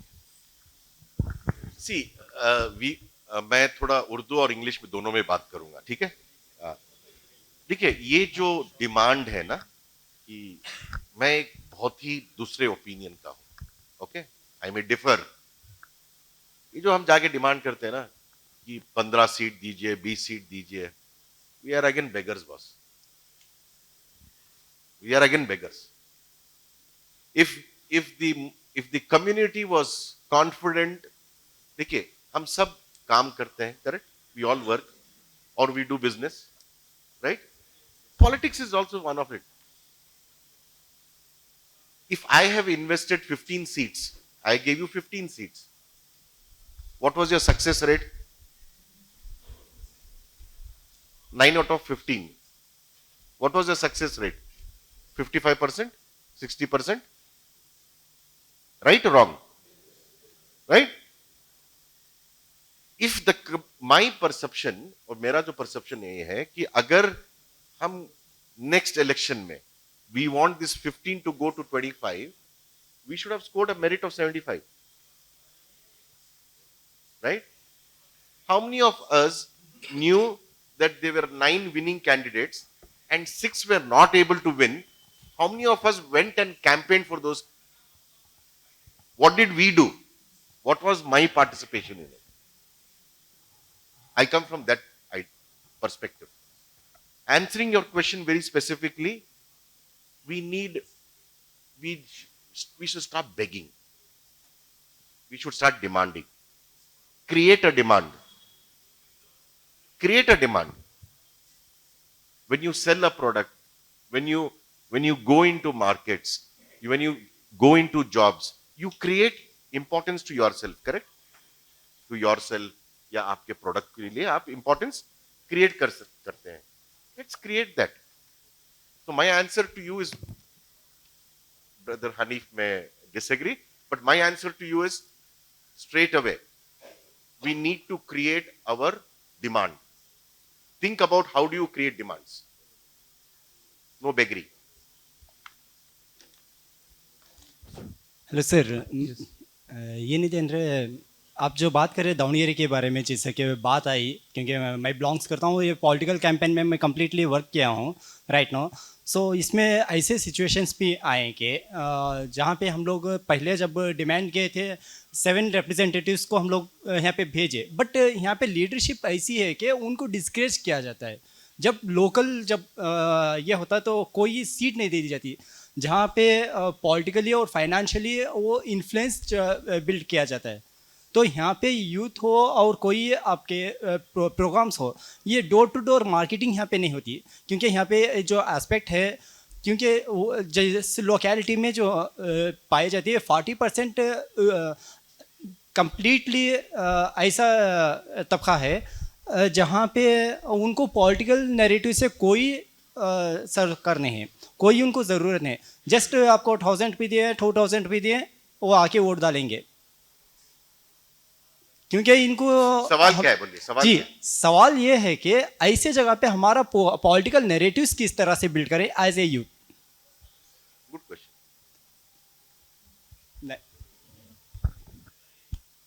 ದುರಂತದ ಸಂಗತಿ ಏನು ಅಂತ ಹೇಳಿದ್ರೆ, ಈಗ ಜಿಲ್ಲಾ ಪಂಚಾಯತ್ ಎಲೆಕ್ಷನ್ ಬರುತ್ತೆ, 1053 ಜಿಲ್ಲಾ ಪಂಚಾಯತ್ ಮೆಂಬರ್ಸ್ ಇದ್ದಾರೆ. ಅಲ್ಲ ಹೇಳ್ತೀನಿ ಅದಕ್ಕೆ ಬರ್ತಾ ಇದ್ದೀನಿ. ನೀವು ಹೇಳಿದ ಕ್ವಶನ್ ಅರ್ಥ ಆಯ್ತು ನನಗೆ. 1053 ಜಿಲ್ಲಾ ಪಂಚಾಯತ್ ಮೆಂಬರ್ಸ್ ಕರ್ನಾಟಕದಲ್ಲಿ ಇದ್ದಾರೆ. 31 ಜಿಲ್ಲಾ ಪಂಚಾಯತ್ ಇದೆ. 14 ಜಿಲ್ಲಾ ಪಂಚಾಯತ್ಗಳಲ್ಲಿ ಒಬ್ಬನೇ ಒಬ್ಬ ಮುಸ್ಲಿಂ ಗೆಲ್ಲಿಕ್ಕಾಗಿಲ್ಲ ಲಾಸ್ಟ್ ಎಲೆಕ್ಷನ್ನಲ್ಲಿ. ಟ್ರ್ಯಾಜಿಡಿ ಇದು. ಅದು ಎಲ್ಲಿ? ಅತ್ಯಂತ ಹೆಚ್ಚು ಮುಸ್ಲಿಮರಿರುವ ಜಿಲ್ಲೆಗಳಲ್ಲಿ. Dharwad 0 out of 45 members, Bagalkot 0, Vijayapura 0, Ballari 0, Kalaburagi 0. What it mean? ನೀವು ನೆರೇಟಿವ್ ಬಗ್ಗೆ ಹೇಳ್ತೀರಲ್ವ ನೀವು. ನೆರೇಟಿವ್ ನಿಮ್ಮ ಜನಸಂಖ್ಯೆ ಇದೆಯಲ್ಲ, ನಿಮ್ಮ ಜನಸಂಖ್ಯೆಗೆ ರೆಪ್ರೆಸೆಂಟೇಷನ್ ಸಿಗಬೇಕು ನಿಮಗೆ. ಜಿಲ್ಲಾ ಪಂಚಾಯತ್ ಯಾಕೆ ಮುಖ್ಯ ಹೇಳಿ? 100 ಕೋಟಿದ್ದು, 200 ಕೋಟಿದ್ದು, 300 ಕೋಟಿದ್ದು ಪ್ರಾಜೆಕ್ಟ್ಗಳು ಅಲ್ಲಿ ತಯಾರಾಗ್ತವೆ, ಡೆವಲಪ್ಮೆಂಟ್ ಪ್ರಾಜೆಕ್ಟ್ಸ್. ಒಂದು ಜಿಲ್ಲಾ ಪಂಚಾಯತ್ನಲ್ಲಿ 300 ಕೋಟಿದ್ದು ಒಂದು ಪ್ರಾಜೆಕ್ಟ್ ತಯಾರಾಗುವಾಗ ಒಬ್ಬನೇ ಒಬ್ಬ ಮುಸ್ಲಿಂ ಅಲ್ಲಿ ಇಲ್ಲ ಅಂತ ಹೇಳಿದರೆ ಸಫರ್ ಆಗೋದು ನಿಮ್ಮ ಪ್ರದೇಶ, ನಿಮ್ಮ ಸೋಷಿಯಲ್ ಇಂಟ್ರೆಸ್ಟ್, ನಿಮ್ಮ ಎಕನಾಮಿಕ್ ಇಂಟ್ರೆಸ್ಟ್. ಗಮನಿಸಿ ನೀವು ಇದನ್ನು. ಬಹಳ ಡೇಂಜರಸ್ ಸಿಚುವೇಶನ್ನಲ್ಲಿ ನಾವು ಇದ್ದೀವಿ. This is the result of Ahinda movement. ನಮಗೆ 2 ಥರದ ರಿಸರ್ವೇಷನ್ ಇದೆ. ಒಂದು ಎಂಪ್ಲಾಯ್ಮೆಂಟ್ ಆ್ಯಂಡ್ ಎಜುಕೇಷನ್ನಲ್ಲಿ, ಅದೀಗ ಸುಪ್ರೀಂ ಕೋರ್ಟಲ್ಲಿದೆ 2B. ಇನ್ನೊಂದು ಪೊಲಿಟಿಕಲ್ ರಿಸರ್ವೇಷನ್ ಇದೆ, ಅದರಲ್ಲಿ OBC ಇದೆಯಲ್ಲ, OBC ಒಳಗಡೆ ನಾವು ಬರ್ತೀವಿ. ನಾವು OBCನಲ್ಲಿ ಮುಸ್ಲಿಮರು ಕೂಡ ಸೇರ್ಕೊಂಡಿದ್ದಾರೆ. ಈಗ ಒಂದು OBC ಕ್ಷೇತ್ರ ಮೀಸಲಾಗಿರೋದು, ಈಗ 45 ಕಾನ್ಸ್ಟಿಟ್ಯೂನ್ಸಿ ಬಾಗಲಕೋಟೆನಲ್ಲಿ ಇದೆ. ಅದರಲ್ಲಿ 12-13 OBCಗಳಿಗೆ ರಿಸರ್ವ್ ಇದೆ. ಅಲ್ಲಿ OBCಗಳು ಮಾತ್ರ ಕಂಟೆಸ್ಟ್ ಮಾಡಬೇಕು. ಮುಸ್ಲಿಮರು ಕ್ಯಾಂಡಿಡೇಟ್ ಯಾವ ಪಕ್ಷದಿಂದ ಹಾಕ್ತಾರೆ, ಆ ಪಕ್ಷದಲ್ಲಿರುವಂತಹ ಇತರ OBCಗಳಿದಾರಲ್ಲ, ಉದಾಹರಣೆಗೆ ಬಿಲ್ಲವರು, ಕುರುಬರು, ಈಡಿಗರು, ಗಂಗಾ ಮತಸ್ಥರು, ಗಾಣಿಗ ಸಮುದಾಯದವರು, these are all the powerful OBCs. Devanga community, ನೇಕಾರ ಕಮ್ಯುನಿಟಿ. ನೀವು ಮುಸ್ಲಿಮರು ಯಾವ ಪಾರ್ಟಿಯಿಂದಾದರೂ ನಿಲ್ಲಿ, ನಿಮ್ಮ ಪಕ್ಷದಲ್ಲಿ ಈಗ ಕಾಂಗ್ರೆಸ್ನಿಂದ ಒಬ್ಬ ಮುಸ್ಲಿಮನ್ನು ನಿಲ್ಲಿಸ್ತೀರಿ. ಕಾಂಗ್ರೆಸ್ನ other OBC voters, they are not voting to this Muslim candidate. ಅವನು ಆ ಕಡೆ ಇರುವಂಥ ಅವನ ಜಾತಿಯವನಿಗೆ ಹಾಕ್ತಾನೆ. ಪ್ರಾಬ್ಲಮ್ ಇಲ್ಲಿ ಬಂದಿರೋದಿಲ್ಲ. ಸೊ ಫಸ್ಟ್ ಡಿಮಾಂಡ್ ನೀವು ಮಾಡಬೇಕಾಗಿರೋದು, ಪೊಲಿಟಿಕಲ್ ನೆರೇಟಿವ್ ಅಂತ ಹೇಳ್ತಿರಲ್ಲ ನೀವು, ಇದಕ್ಕೆ ಹೇಳ್ತಾ ಇರೋದು ನಾನು. ಏನು ಅಂತ ಹೇಳಿದ್ರೆ, demand reservation within that OBC. ಈ ನೆರೇಷನ್ ನಿಮ್ಗೆ ಗೊತ್ತಿದ್ರೆ ನೀವು ಫೈಟ್ ಮಾಡ್ಲಿಕ್ಕೆ ಆಗುತ್ತೆ. ನೀವು ಪಾರ್ಟಿ ಒಳಗಡೆನೂ ಆಗುತ್ತೆ, ಪಾರ್ಟಿಯ ಹೊರಗಡೆನೂ ಆಗುತ್ತೆ. ನಮ್ಮ ಎಲ್ಲ ರಾಜಕಾರಣಿಗಳ ದೊಡ್ಡ ಪ್ರಾಬ್ಲಮ್ ಏನಂದರೆ, ಅವರು ಪಾರ್ಟಿ ಇಂಟ್ರೆಸ್ಟ್, ಮಾತೆತ್ತಿದ್ರೆ ಪಾರ್ಟಿ ಇಂಟ್ರೆಸ್ಟ್. ನೀವು ಸೋಷಿಯಲ್ ಮೀಡಿಯಾದಲ್ಲಿ ನೋಡಿ, ಸಿದ್ದರಾಮಯ್ಯವರನ್ನು ಬೈಲಿಕ್ಕಿಲ್ಲ ಯಾರು. ಹೋ ಅಂತ 25 ಮುಸ್ಲಿಮರು ಕೈ ಎತ್ತು ಬಿಡ್ತಾರೆ ಅಲ್ಲಿ ಸಿದ್ದರಾಮಯ್ಯನ ಪರವಾಗಿ. ಒಬ್ಬ ಕುರುಬ ಕೂಡ ಮಾತಾಡಲ್ಲ ಅಲ್ಲಿ, ಒಬ್ಬ ಅದರ್ OBC ಮಾತಾಡ್ತಾ ಇಲ್ಲ ಸಿದ್ದರಾಮಯ್ಯವ್ರ ಪರವಾಗಿ. ಕುಮಾರಸ್ವಾಮಿ ಬಗ್ಗೆ ಒಂದು ಕ್ವಶನ್ ಬರುತ್ತೆ ಇದರಲ್ಲಿ ಸೋಷಿಯಲ್ ಮೀಡಿಯಾದಲ್ಲಿ, 25 ಮುಸ್ಲಿಮರು ಹೀನಾಮಾನ ಬೈತಾರೆ ಕುಮಾರಸ್ವಾಮಿಗೆ. ಒಬ್ಬ ಲಿಂಗಾಯತ ಬೈಯಲ್ಲ, ಒಬ್ಬ ಬ್ರಾಹ್ಮಣ ಬೈಯಲ್ಲ. ನಾವು, ಇದು ಭಾಳ ಇಂಪಾರ್ಟೆಂಟ್ ಕ್ವಶನ್ ನಾನು ಹೇಳ್ತಾ ಇರೋದು. ಇದು ಏನು ಅಂತ ಹೇಳಿದರೆ, ಈಗ ಬೆಳಿಗ್ಗೆ ರಿಜ್ವಾನ್ ಹೇಳಿದ್ರಲ್ಲ, OBC ಜೊತೆಗೆ ನಾವು ಸೇರಿ ಕೆಲಸ ಮಾಡಬೇಕು ಅಂತ. ನಮಗೆ RSS ಐಡಿಯಾಲಜಿ ಆಗೋದಿಲ್ಲ, ಫೈನ್, ಗೊತ್ತು ನಮಗೆ, ಎಲ್ರಿಗೂ ಗೊತ್ತದು, ಅವರಿಗೂ ಗೊತ್ತಿದೆ, ನಮಗೂ ಗೊತ್ತಿದೆ, RSSನವರಿಗೂ ಗೊತ್ತಿದೆ, ನಮಗೂ ಗೊತ್ತಿದೆ. ತುಂಬ ಮಂದಿ ಹಿಂದೂ ಸಮಾಜದಲ್ಲಿರುವಂತಹ ನಾನ್ ಮುಸ್ಲಿಮ್ಸ್ ಪ್ರೋಗ್ರೆಸಿವ್ ಫೋರ್ಸಸ್ಗಳಲ್ಲಿ ಕೆಲಸ ಮಾಡ್ತಾ ಇರುವಂಥ ತುಂಬ ಮಂದಿ ಗೆಳೆಯರಿಗೆ, ಇನ್ಕ್ಲೂಡಿಂಗ್ ಕಮ್ಯುನಿಸ್ಟ್ ಫ್ರೆಂಡ್ಸ್, ಅವರಿಗೂ RSS ಕಂಡ್ರೆ ಆಗೋದಿಲ್ಲ. ಒಂದು ಕಾಮನ್ ಇಂಟ್ರೆಸ್ಟ್ ಇದೆ ಇಲ್ಲಿ ನಮಗೆ ಇಬ್ಬರಿಗೆ. ಆದರೆ ಈವಾಗ ಇಲ್ಲಿ ನಡೀತಾ ಇರೋದು, ಕಳೆದ 5-6 ವರ್ಷಗಳ ರಾಜಕೀಯ ನಾನು ನೋಡ್ತಾ ಇದ್ದೇನೆ, ಆ ಪ್ರೋಗ್ರೆಸಿವ್ ಲೀಡರ್ಸ್ ನಮ್ಮ ಹೆಗಲ ಮೇಲೆ ಬಂದೂಕ ಇಟ್ಟುಬಿಟ್ಟು RSSಗೆ ಹೊಡಿತಾ ಇದ್ದಾರೆ. ಇದೊಂದು ಬಹಳ ಡೇಂಜರಸ್ ಸಿಚುವೇಶನಲ್ಲಿ ಇದ್ದೀವಿ ನಾವು. ಹಿಂದ್ಗಡೆ ಅವರು ನಿಂತಿರ್ತಾರೆ, ನಮ್ಮ ಹೆಗಲ ಮೇಲೆ ಗನ್ ಇಟ್ಬಿಟ್ಟು ಹೊಡಿತಾರೆ. ಅವನು ಆ ಕಡೆಯಿಂದ ಹೊಡೆದ್ರೆ ಯಾರು ಸಾಯೋದು? ಎದುರುಗಡೆ ಇದ್ದವನು ಸಾಯ್ತೀನಿ ನಾನು ಅಲ್ವಾ? ಇಸ್ಲಾಮಿನ ಬಗ್ಗೆ ಇವತ್ತು ಅತೀ ದೊಡ್ಡ ಅಪಪ್ರಚಾರ ಈ ಸೆಗ್ಮೆಂಟ್ನಲ್ಲಿ ನಡೀತಾ ಇದೆ. ನಮಗೆ ಅದನ್ನು ಫೇಸ್ ಮಾಡಲಿಕ್ಕೆ ನಮ್ಮ ಹತ್ರ ಮೀಡಿಯಾ ಇಲ್ಲ. ಹೇಳಿದರು ರಿಜ್ವಾನ್, ನಮ್ಮ ಹತ್ರ ಮೀಡಿಯಾ ಇಲ್ಲ. ರಿಜ್ವಾನ್ ಅವರದ್ದು ಆಸ್ತಿ ನೋಡಿದೆ ನಾನೀಗ, ಹುಡುಕಾಡಿದೆ ನಾನೀಗ. ಅಲ್ಲಲ್ಲ, ನಾನು serious, I am very serious about my friends also. 43 ಕೋಟಿ ಇದೆ. ಸಾಲ ಒಂದು 8 ಕೋಟಿನೇನೋ ತೋರಿಸ್ತಾ ಇದ್ದಾರೆ. ಅವರ ಎಲ್ಲ ಸಿಗುತ್ತೆ ಈಗ ನಿಮಗೆ. ಯಾವ ಪಾಲಿಟಿಷಿಯನ್ ಇದ್ದು ಚಾನಲನ್ನು ಆರಂಭಿಸಬೇಕು ಅಂತ ಹೇಳಿ ಆದರೆ ಆರಂಭದಲ್ಲಿ ಇನ್ವೆಸ್ಟ್ಮೆಂಟ್ 10 CR ಬೇಕು. 3 ವರ್ಷ ನೀವು ಯಶಸ್ವಿಯಾಗಿ ನಡೆಸಿದರೆ ಆಮೇಲೆ ನಿಮ್ಮ ರಿಸೋರ್ಸ್ ಇನ್ಕಮ್ ಮತ್ತು ಇದು ಎಕ್ಸ್ಪೆನ್ಸಸ್ ಈಕ್ವಲಿಗೆ ಬರುತ್ತೆ, ಪ್ರಾಫಿಟ್ ಸ್ಟಾರ್ಟ್ ಆಗುತ್ತೆ. ಪ್ರಾಕ್ಟಿಕಲ್ ಆಗಿ ನಾನು ಹೇಳ್ತಾ ಇದ್ದೀನಿ. ಅಂದರೆ ಒಟ್ಟಿಗೆ ನಮಗೆ 40 CR ಬೇಕು. 2 ವರ್ಷ ನೀವು ನಡೆಸುವಾಗ ನಿಮಗೆ 2 ಇಲೆಕ್ಷನ್ ಬಂದರೆ, ಈಗ ನೆಕ್ಸ್ಟ್ ಡಿಸೆಂಬರ್ನಲ್ಲಿ ಒಂದು ಇಲೆಕ್ಷನ್ ಕಾರ್ಪೊರೇಷನ್ ಇದೆ, ಆಮೇಲೆ ಲೋಕಸಭಾ ಇಲೆಕ್ಷನ್ ಇದೆ, 1 ವರ್ಷ ಕಡಿಮೆ ಆಗುತ್ತೆ. 2 ವರ್ಷದಲ್ಲಿ ನೀವು ಪ್ರಾಫಿಟಿಗೆ ಬರ್ಬೋದು, ರಿಸೋರ್ಸ್ ಜಾಸ್ತಿ ಬರುತ್ತೆ ನಿಮ್ಗೆ ಆವಾಗ. ಅಂದರೆ ನಿಮಗೆ 30 CR ಬೇಕು. ಬೆಂಗಳೂರಿನಲ್ಲಿ 30 CR ಅಲ್ಲ, 100 CR ಪ್ರಾಪರ್ಟಿ ಇರುವಂತಹ ಒಂದು 100 ಮಂದಿಯ ಹೆಸರನ್ನು ನಾನು ಒಬ್ಬ ಹೇಳಬಲ್ಲೆ. ನನಗೆ ಗೊತ್ತಿದೆ. ನನಗೆ ದೊಡ್ಡ ಸಂಖ್ಯೆನ ಇದು. 500 CRನವ್ರದ್ದು ಭಾಳ ಮಂದಿ ಇದ್ದಾರೆ, ಅದು ಗೊತ್ತು ನನಗೆ. ಡಿಕ್ಲೇರ್ಡ್ 700 crore ಅನೌನ್ಸ್ ಮಾಡಿದವರಿದ್ದಾರೆ, ಡಿಕ್ಲೇರ್ಡ್ 2000 crore ಅನೌನ್ಸ್ ಮಾಡಿದವರಿದ್ದಾರೆ, ಡಿಕ್ಲೇರ್ಡ್ 3000 crore ಅನೌನ್ಸ್ ಮಾಡಿದವರಿದ್ದಾರೆ. ನಿಮ್ಮನ್ನು ಯಾರು TV ಮಾಡಬೇಡಿ ಅಂತ ಹೇಳಿದ್ದು? RSSನವ್ರು ಹೇಳಿದಾರ? ಕೇಂದ್ರ ಸರ್ಕಾರ ಹೇಳಿದ್ಯಾ? ಯಾರಾದರೂ ಹೇಳಿದ್ದಾರೆ ನಿಮ್ಮನ್ನು ಒಂದು ಕನ್ನಡ TV ಮಾಡಬೇಡಿ, ನ್ಯೂಸ್ ಚಾನಲ್ ಮಾಡಬೇಡಿ, ಇಂಗ್ಲೀಷ್ ನ್ಯೂಸ್ ಪೇಪರ್ ಮಾಡಬೇಡಿ, ಕನ್ನಡ ನ್ಯೂಸ್ ಪೇಪರ್ ಮಾಡಬೇಡಿ ಅಂತ ಹೇಳಿದ್ದಾರೆ ಯಾರಾದರೂ? ದಿ ಬೆಸ್ಟ್ ಎಕ್ಸಾಂಪಲ್ ವಾರ್ತಾ ಭಾರತ್ ಇದು ನಾವು ನೋಡ್ತಾ ಇದ್ದೀವಿ. Of course with resource, limited resource, with limited influence, they are doing very good job ಅಲ್ವಾ? ಯಾಕೆ ಗುಲ್ಬರ್ಗದಲ್ಲಿ ಆ ಪ್ರಯೋಗ ಆಗಲಿಲ್ಲ? ಯಾಕೆ ಮೈಸೂರಿನಲ್ಲಿ ಆ ಪ್ರಯೋಗ ಆಗಲಿಲ್ಲ? ಯಾಕೆ ಧಾರವಾಡದಲ್ಲಿ ಆ ಪ್ರಯೋಗ ಆಗಲಿಲ್ಲ? ಉರ್ದು ಪೇಪರ್ನಲ್ಲಿ ಬರುತ್ತೆ. ಸರ್ಕಾರದವ್ರು ಯಾರಾದರೂ ಓದ್ತಾರೆ ಅದನ್ನು? ನಿಮ್ಮ ಬಹಳ ದೊಡ್ಡ ಸಮಸ್ಯೆಯನ್ನೇ ನೀವು ಬರಿತೀರಿ ಉರ್ದು ಪೇಪರ್ನಲ್ಲಿ. ಸರ್ಕಾರದ ಯಾರಾದರೂ ಓದ್ತಾರೆ ಅದನ್ನು? ಒಬ್ಬ ಕ್ಲಾರ್ಕ್ ಆದರೂ ಓದ್ತಾನೆ ಅದನ್ನು? MLAಗಳು ಬಿಟ್ಬಿಡಿ, ಮಿನಿಸ್ಟ್ರುಗಳು ಬಿಟ್ಬಿಡಿ. ಸರ್ಕಾರದ ಗಮನಕ್ಕೆ ಹೇಗೆ ಬರುತ್ತೆ ಅದು? ನಿಮ್ಮ ರೆಪ್ರೆಸೆಂಟೇಟಿವ್ಸ್ ನಿಮ್ಮ ಪರವಾಗಿ ಮಾತಾಡೋದಿಲ್ಲ, ನೀವು ನಿಮ್ಮ ಪರವಾಗಿ ಮಾತಾಡೋದಿಲ್ಲ. ಸಮಸ್ಯೆ ಇರೋದು ನಮ್ಮಲ್ಲಿದೆ. ನಾನು ಅದಕ್ಕೆ ಮತ್ತೆ ಹೇಳ್ತಾ ಇದ್ದೀನಿ, ಈಗಿನ ಸಿಚುವೇಶನ್ ಇದೆಯಲ್ಲ, ಸೋಷಿಯಲ್ ಇಶ್ಯೂ ಬೇರೆ, ಪೊಲಿಟಿಕಲ್ ಇಶ್ಯೂ ಬೇರೆ ಅಲ್ಲ. ತುಂಬ ವಿಷಯಗಳು ಬರುತ್ತೆ ನಮಗೆ. ಈಗ ರಾಜಕೀಯದಲ್ಲಿ ಪ್ರತಿ 5 ವರ್ಷಕ್ಕೊಂದು ಎಜೆಂಡಾ ಹಾಕಿಕೊಡ್ತಾರೆ. ಆರಂಭದಲ್ಲಿ ಬಾಬ್ರಿ ಮಸೀದಿ ಇಶ್ಯೂ ಹಾಕಿಕೊಟ್ರು, ನಾವು ರಸ್ತೆಗಿಳಿದ್ವಿ, ಹೋರಾಟ ಮಾಡಿದ್ವಿ. ಆಮೇಲೆ ಶಾಬಾನು ಇಶ್ಯೂ ಬಂತು, ತಲಾಕಿದ್ದ ಇಶ್ಯೂ, ಮೇಂಟೆನೆನ್ಸಿದ ಇಶ್ಯೂ, ನಾವು ರಸ್ತೆಗಿಳಿದ್ವಿ, ಹೋರಾಟ ಮಾಡಿದ್ವಿ. ಆಮೇಲೆ ಕಾಮನ್ ಸಿವಿಲ್ ಕೋಡ್ ಇದೀಗ ಬರ್ತಾ ಇದೆ, ಇದಕ್ಕಿಂತ ಮುಂಚೆ NRC ಬಂತು. ಏನೇನೋ ಇಶ್ಯೂಗಳು. ಕಳೆದ 25 ವರ್ಷಗಳಲ್ಲಿ ಮುಸ್ಲಿಮರು ಅತ್ಯಂತ ಹೆಚ್ಚು ರಸ್ತೆಗೆ ಇಳಿದಿದ್ದು ಮತ್ತು ತಮ್ಮ ಶ್ರಮವನ್ನು, ತಮ್ಮ ಹಣವನ್ನು, ತಮ್ಮ ಸಮಯವನ್ನು ಖರ್ಚು ಮಾಡಿದ್ದು ನೆಗೆಟಿವ್ ಇಶ್ಯೂಗಳಿಗೆ ಸಲುವಾಗಿ. We are in the receiving end. ಹಿಂದ್ಗಡೆ ಗೋಡೆ ಇದೆ, ತಳ್ಳಿದ್ದಾರೆ ಗೋಡೆ, ಅದರಿಂದ ಹೋಗ್ಲಿಕ್ಕಾಗಲ್ಲ ನಮಗೆ. ನಾವು ಎಜೆಂಡಾ ಹಾಕಿಕೊಟ್ಟಿದ್ದೀವಿ ಆ ಸೊಸೈಟಿಗೆ, ನಮ್ಮ ಒಪೊನೆಂಟ್ಸ್ಗೆ, ಪೊಲಿಟಿಕಲ್ ಒಪೊನೆಂಟ್ಸ್ಗೆ ಕೊಟ್ಟಿಲ್ಲ ನಾವು. ಇದು ಹೇಗೆ ಅಂತ ಹೇಳಿದ್ರೆ, 2 ಪ್ರಮುಖ ಪಕ್ಷಗಳಿವೆ ಇಂಡಿಯಾದಲ್ಲಿ, ಒಂದು ಕಾಂಗ್ರೆಸ್, ಇನ್ನೊಂದು BJP. ಪೊಲಿಟಿಕಲ್ ಸೀನರಿಯನ್ನು ನೀವು ಕರೆಕ್ಟಾಗಿ ಅಬ್ಸರ್ವ್ ಮಾಡಿದರೆ, they are the 2 faces of same coin. ಒಂದು ಕಾಯಿನ್ ಇದ್ದು ಒಂದು ಮುಖ ಉಜ್ಜಿ ತೆಗೆದ್ರೆ ನೀವು ಆ ಕಾಯಿನಿಗೆ ಬೆಲೆ ಇಲ್ಲ ಅಲ್ವಾ? ಯೋಚನೆ ಮಾಡಿ ನೀವು. ಪ್ಯಾರಲಲ್ ಪಾರ್ಟಿಗಳನ್ನು ನೀವು ಎಲ್ಲೆಲ್ಲ ಬೆಳೆಸಿದ್ದೀರಿ. Take the case of Tamil Nadu, ಸಮಸ್ಯೆ ಇದೆಯಾ ನಿಮಗೆ? Take the case of Telangana, ಸಮಸ್ಯೆ ಇದೆಯಾ ನಿಮಗೆ? Take the case of Andhra Pradesh, ಸಮಸ್ಯೆ ಇದೆಯಾ ನಿಮಗೆ? Take the case of Kerala, ಇಂಥ ಸಮಸ್ಯೆಗಳಿದೆಯಾ ನಿಮಗೆ? ಕರ್ನಾಟಕದಲ್ಲಿ ಈಗ ಟೆಂಪರರಿ ಆಗಿ ಒಂದು ರಾಜಕೀಯ ಒಂದು ಉಸಿರು ಬಿಡುವಂಥ ವಾತಾವರಣವನ್ನು ನಾವು ಕ್ರಿಯೇಟ್ ಮಾಡಿದ್ದೀವಿ. ನಾವೇ ಕ್ರಿಯೇಟ್ ಮಾಡಿರೋದು ಅದನ್ನು. I know Muslims and Dalits they have created.